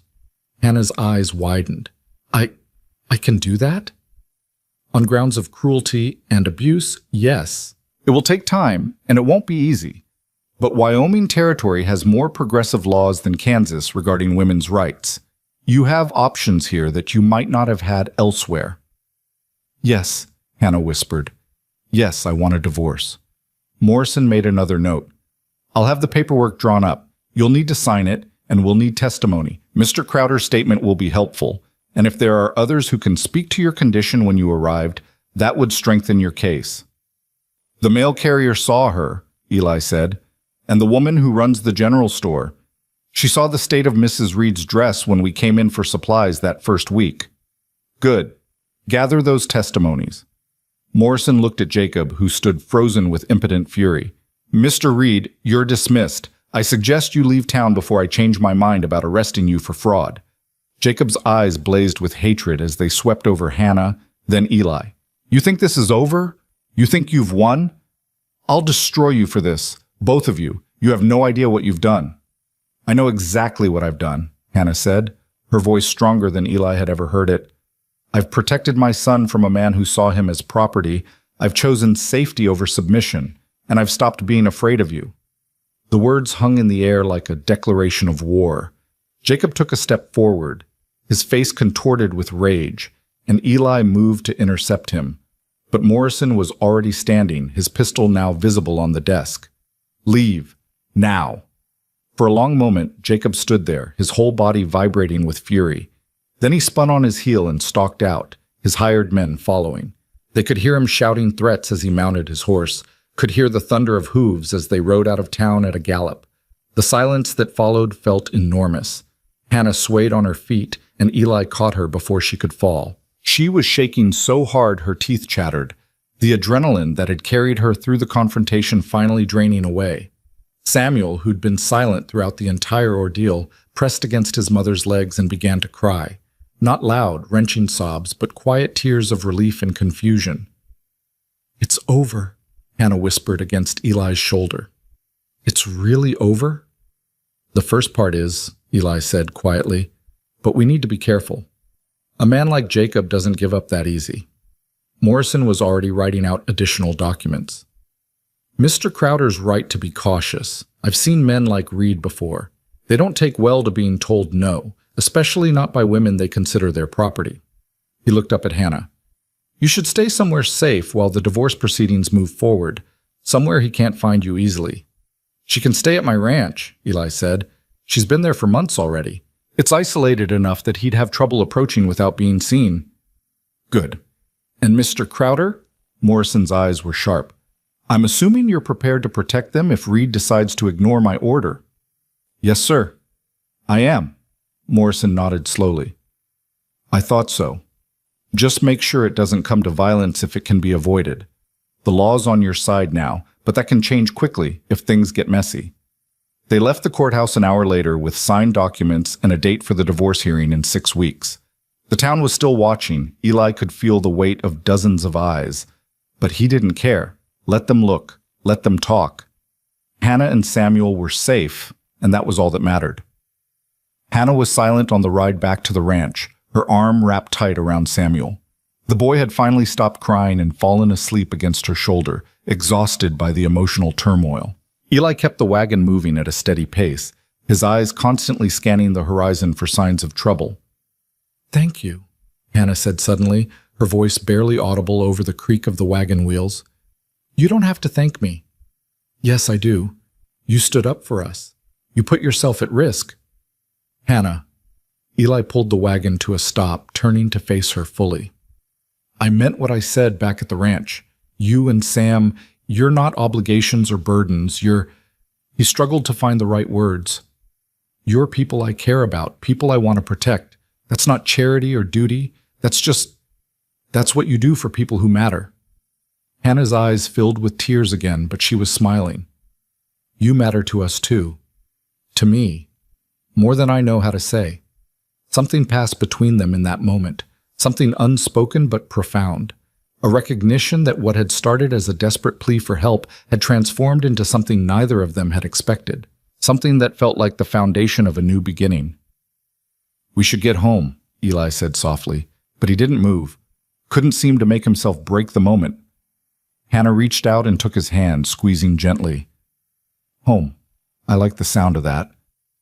They rode the rest of the way in comfortable silence, Samuel sleeping peacefully between them and the winter sun slowly sinking toward the horizon. And if Eli kept glancing back over his shoulder, watching for riders that never appeared, neither of them mentioned it. Because they both knew that while they'd won the first battle, the war might not be over yet. But for now, for this moment, they had safety, they had hope, and they had each other. And sometimes, that was enough to face whatever came next. The ranch appeared in the distance like a promise, smoke rising from the chimney into the darkening sky. Hannah's grip on Samuel tightened, and Eli could see the relief in her face, the bone-deep gratitude of someone who'd finally found a place where she could rest. "We're home," she whispered, and Eli felt those words settle into his chest like a benediction. Home. After 5 years of an empty house and a half-lived life, Eli finally understood what that word meant again, and he'd protect them, with everything he had. No matter what Jacob Reed or anyone else tried to do, that was a promise he intended to keep. The first week after the courthouse felt like walking on eggshells. Every sound made Hannah jump. Every shadow outside the window had her reaching for Samuel. Eli found himself checking the perimeter of the ranch 3 times a day, his rifle always within reach. They were waiting for Jacob to make good on his threats, waiting for the other shoe to drop. But days passed with no sign of him. No riders on the horizon, no letters threatening legal action, no midnight attacks. Just silence, the kind that felt more ominous than reassuring. "Maybe he gave up," Hannah said one evening as they sat by the fire after Samuel had gone to bed. But her voice held no conviction, and her hands were twisted together in her lap. Men like Jacob don't give up, Eli said quietly. They just get smarter about how they fight. Hannah nodded, her face pale. I keep waiting for him to appear, keep thinking I'll wake up and find him standing over my bed, or that he'll... She stopped, her voice catching. I know the judge ruled in my favor. I know the law is on my side now, but paper doesn't stop a man who's convinced he's right.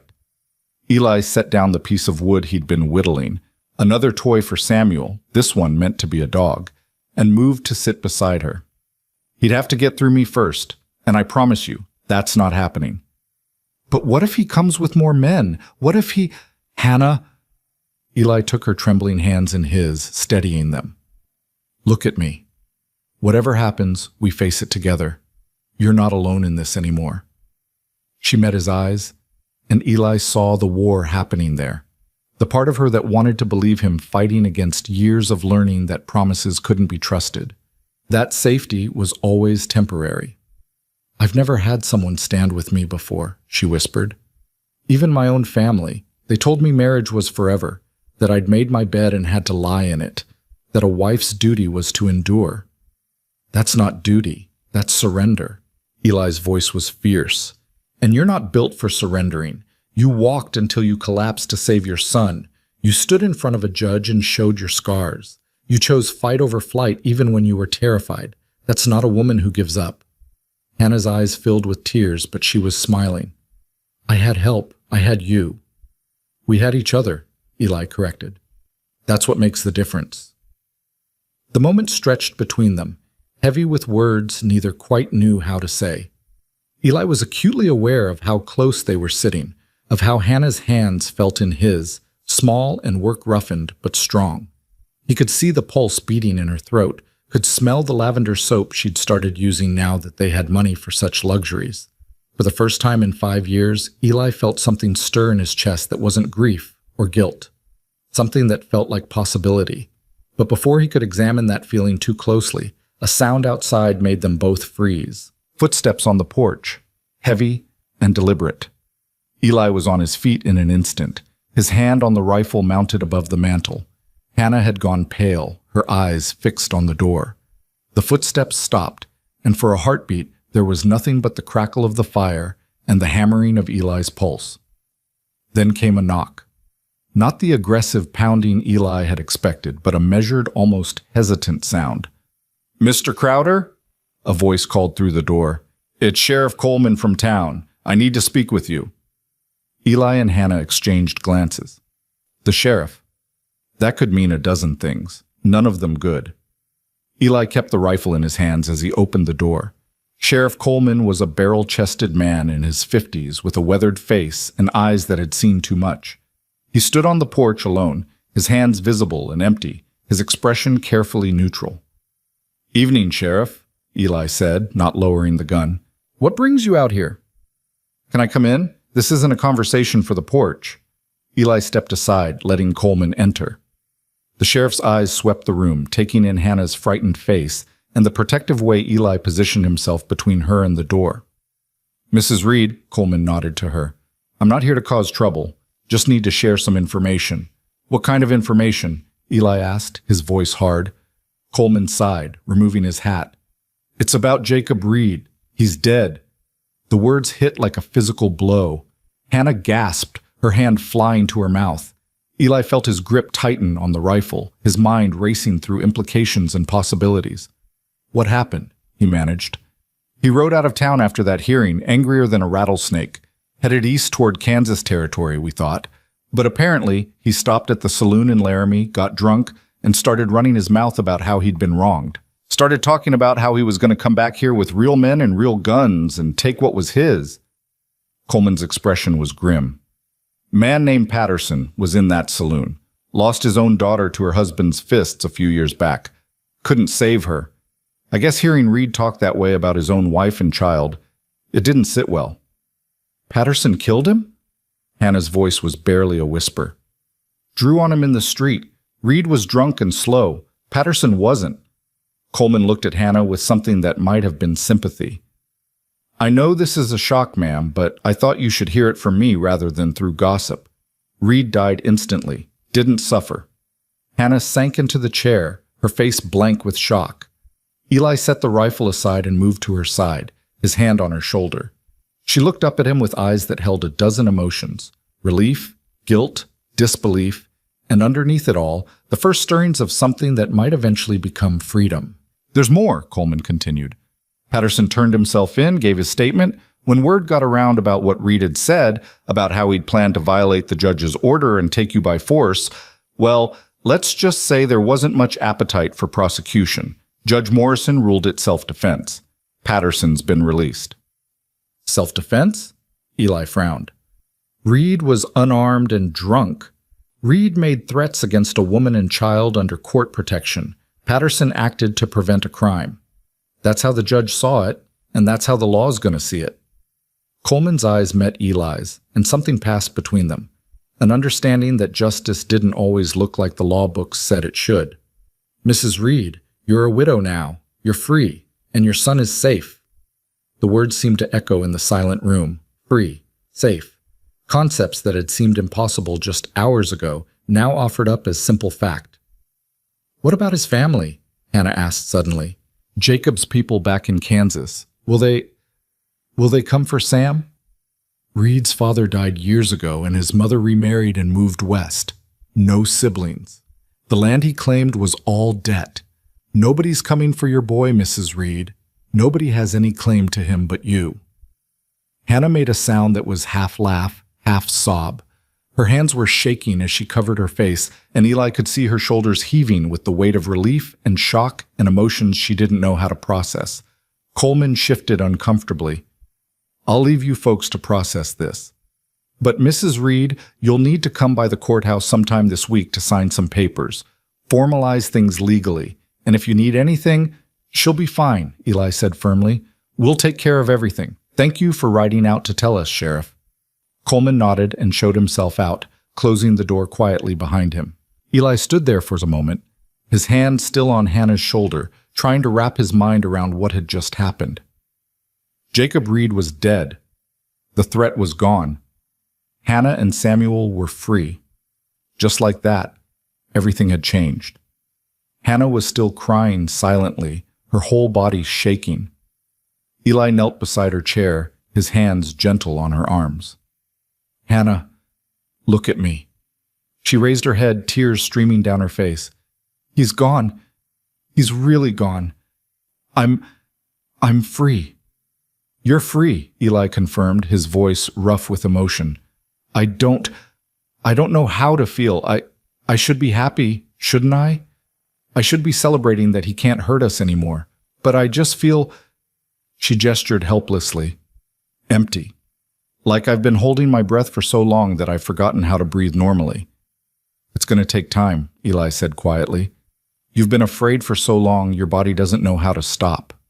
But you will. You'll learn what it feels like to live without fear. You and Sam, both." Hannah reached out and cupped Eli's face with one trembling hand. "Because of you. You gave us that. You gave us a place to heal. I just gave you shelter. You did the rest. You fought for your son. You stood up to Jacob. You survived."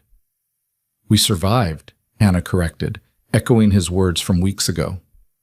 "Together." They stayed like that for a long moment, kneeling together by the fire, processing the impossible reality of their new situation. Eventually, Hannah wiped her eyes and took a shaky breath. "I should check on Sam, make sure he's still sleeping through all this." She slipped away to the bedroom, and Eli heard her soft voice murmuring to the boy, reassuring him that everything was all right. He stood and walked to the window, staring out at the dark landscape. Somewhere out there, a man was dead because he'd threatened Hannah and Samuel. Somewhere out there, justice had been served in the most final way possible. Eli waited for guilt to come, for some moral reckoning about being grateful for another man's death. But all he felt was relief, bone-deep, overwhelming relief that the threat was gone and the people under his protection were safe. When Hannah returned, her face was calmer, more composed. "He's still asleep, didn't wake at all." "That's good. Tomorrow will be soon enough to tell him." "How do I tell a 3-year-old that his father is dead?" Hannah's voice broke. How do I explain that the man who scared him so badly is gone forever without making him think death is something to celebrate? You tell him the truth, as much as he can understand. You tell him that his father is gone and can't hurt anyone anymore. You tell him he's safe. Eli moved closer to her.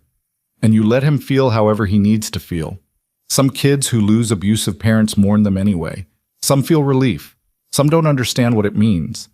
However Sam reacts, it's valid. Hannah nodded, her expression thoughtful. You're good at this, at knowing what to say. You would have been a good father. The words hit harder than Eli expected. He turned away, his throat tight. I tried to be. Never got the chance to find out if I'd have been any good at it. Hannah was beside him in an instant, her hand finding his. I'm sorry. I shouldn't have. It's all right. Eli's voice was rough. It's been 5 years. I should be past it by now. Grief doesn't work on a schedule. You taught me that. Hannah squeezed his hand. Your wife and child, they were lucky to have been loved by you, even if it was cut short. Eli looked down at their joined hands, at the way Hannah's fingers laced through his like they belonged there. Sometimes I think about what life might have been like if Sarah had lived, if our baby had been born healthy, what kind of father I'd have been, what kind of family we'd have made. You'd have been wonderful, Hannah said with absolute certainty. You are wonderful. The way you've been with Sam, patient and kind, and teaching him that men can be safe. That's fathering, Eli. You're already doing it. The words settled over him like a blanket, warming something that had been cold for too long. Eli found himself thinking about the past 3 months, about how natural it had felt to have Samuel following him around the ranch, asking questions and learning. About how right it felt to sit down to dinner with Hannah and the boy every evening, to hear Samuel's laughter, to see Hannah smile. I never planned for this, he said quietly. Never planned to let anyone close again. It was safer that way. Safer, Hannah echoed, but not better. Not really living. No, not really living. Eli turned to face her fully, his heart hammering in his chest. Hannah, I need to tell you something. I need to say it now before I lose my nerve or convince myself it's too soon or that you don't. He stopped, taking a breath. When you and Sam came into my life, I told myself it was temporary, that I was just helping someone in need and then you'd move on. But somewhere along the way, that changed.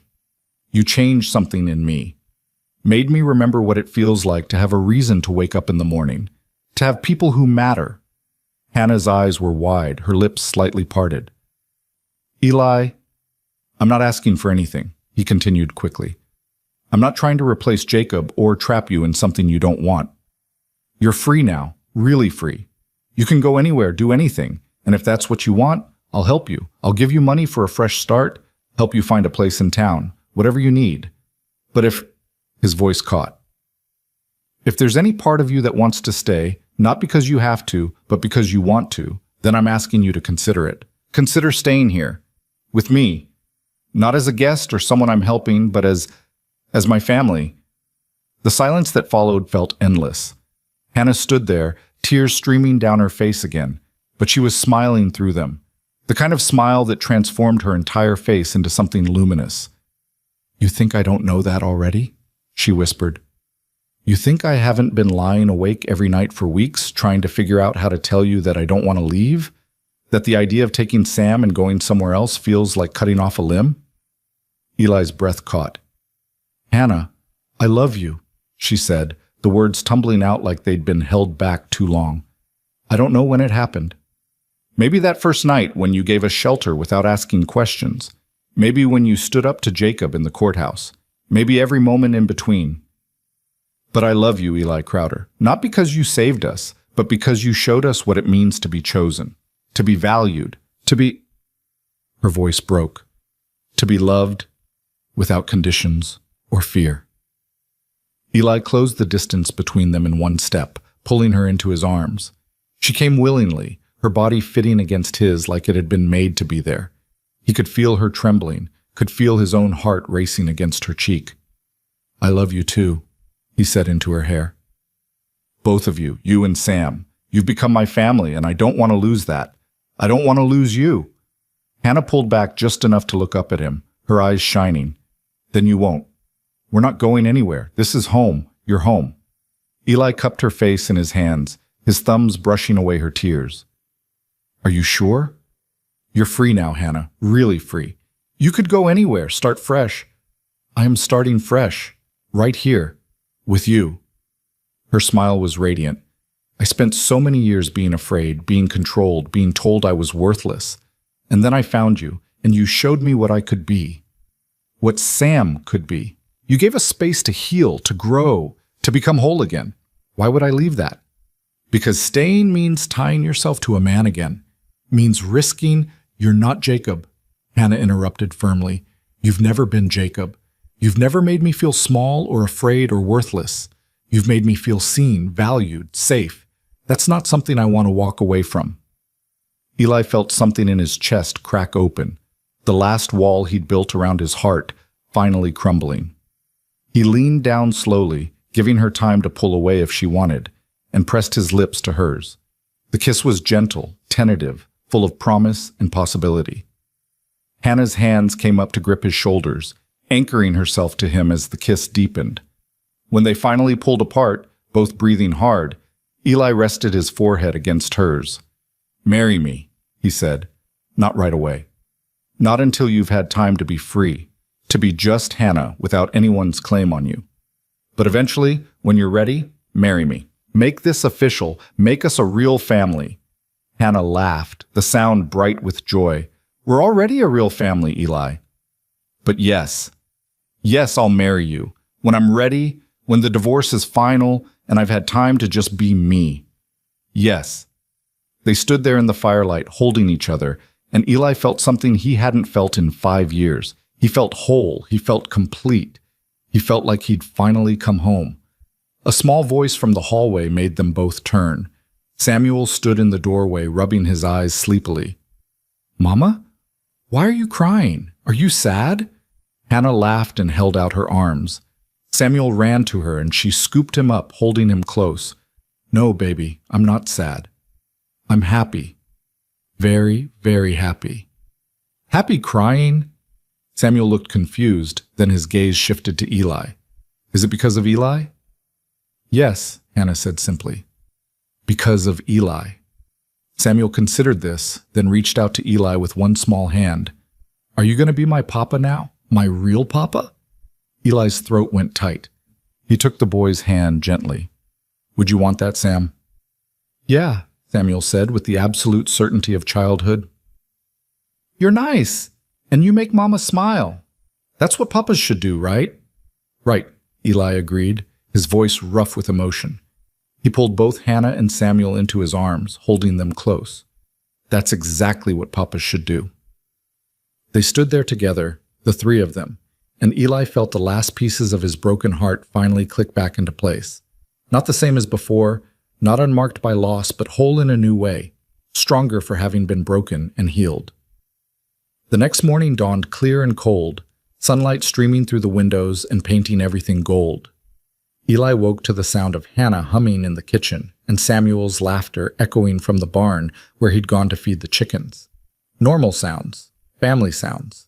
He got up and dressed, then stood at the window looking out at his land, at the ranch he'd built with his own hands as a monument to loss. But it didn't feel like that anymore. Now it felt like possibility, like a future he hadn't dared to hope for. Hannah appeared in the doorway, flour on her hands and a smile on her face. Breakfast is almost ready, and Sam wants to know if you'll teach him how to saddle a horse today. Of course I will. Eli crossed to her, dropping a kiss on her forehead that felt natural as breathing. We've got all the time in the world now. All the time in the world, Hannah echoed. I still can't quite believe it. That we're safe, that we're free, that we're... She gestured at the space between them, at the life they were building. That we get to be happy. Believe it, Eli said firmly. This is real. We're real, and we're going to make this work. Over the following weeks, they settled into a new rhythm. Hannah signed the papers at the courthouse, officially becoming a widow with full custody of her son. She filed for a legal name change, reclaiming her maiden name and giving Samuel a fresh start without Jacob's shadow hanging over him. The town gradually accepted that Hannah and Samuel were permanent fixtures at the Crowder Ranch, and if there was gossip about impropriety, It was mild and short-lived. Samuel thrived. He grew taller and stronger, his face filling out with proper meals and his fears slowly fading into memory.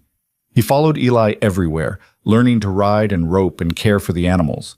His laughter became a regular sound around the ranch, and sometimes Eli would catch himself standing still just to listen to it, marveling at how much life one small boy could bring to a place. Hannah bloomed. Without fear weighing her down, she transformed from the desperate woman on the trail into someone confident and capable. She took over managing the house completely, but not out of obligation, out of pride in creating a home. She started a garden, planning for spring planting. She made friends in town, slowly building a community that accepted her for who she was rather than who she'd been forced to be. And Eli learned how to live again, really live, not just survive.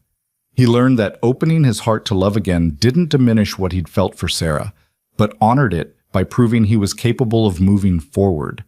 He learned that family wasn't just blood, but the people you chose to stand beside through everything life threw at you. 6 months after Jacob's death, on a warm spring evening when the prairie was covered in wildflowers, Eli and Hannah were married in a simple ceremony at the ranch. Judge Morrison officiated, and the handful of friends they'd made in town attended. Samuel stood between them, holding both their hands, beaming with pride at his role in bringing them together. "Do you, Eli Crowder, take Hannah to be your lawfully wedded wife?" Morrison asked. "I do," Eli said, looking into Hannah's eyes and seeing his whole future there. "And do you, Hannah Reed, take Eli to be your lawfully wedded husband?"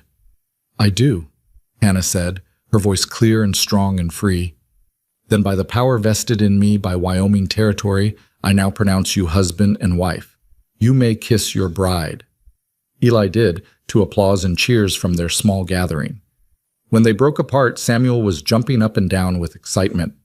"Does this mean Eli's my papa for real now?" he asked loudly. "For real," Hannah confirmed, laughing. "Good!" Samuel threw his arms around Eli's legs. "I love you, Papa."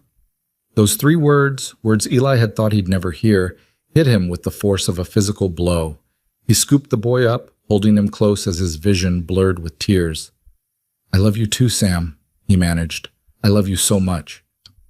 As the sun set over the high plains that evening, the 3 of them stood on the porch of the ranch house, watching the sky turn gold and crimson. Hannah was tucked against Eli's side, her head on his shoulder.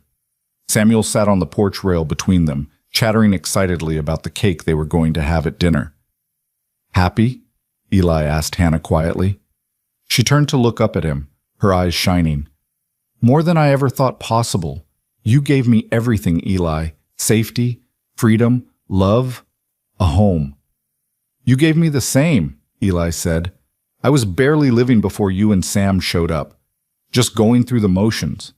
You reminded me what it means to have something worth protecting, something worth fighting for." "We reminded each other," Hannah corrected. She stood on her toes and kissed him softly. "Thank you for seeing me that night on the trail. Thank you for stopping instead of riding past.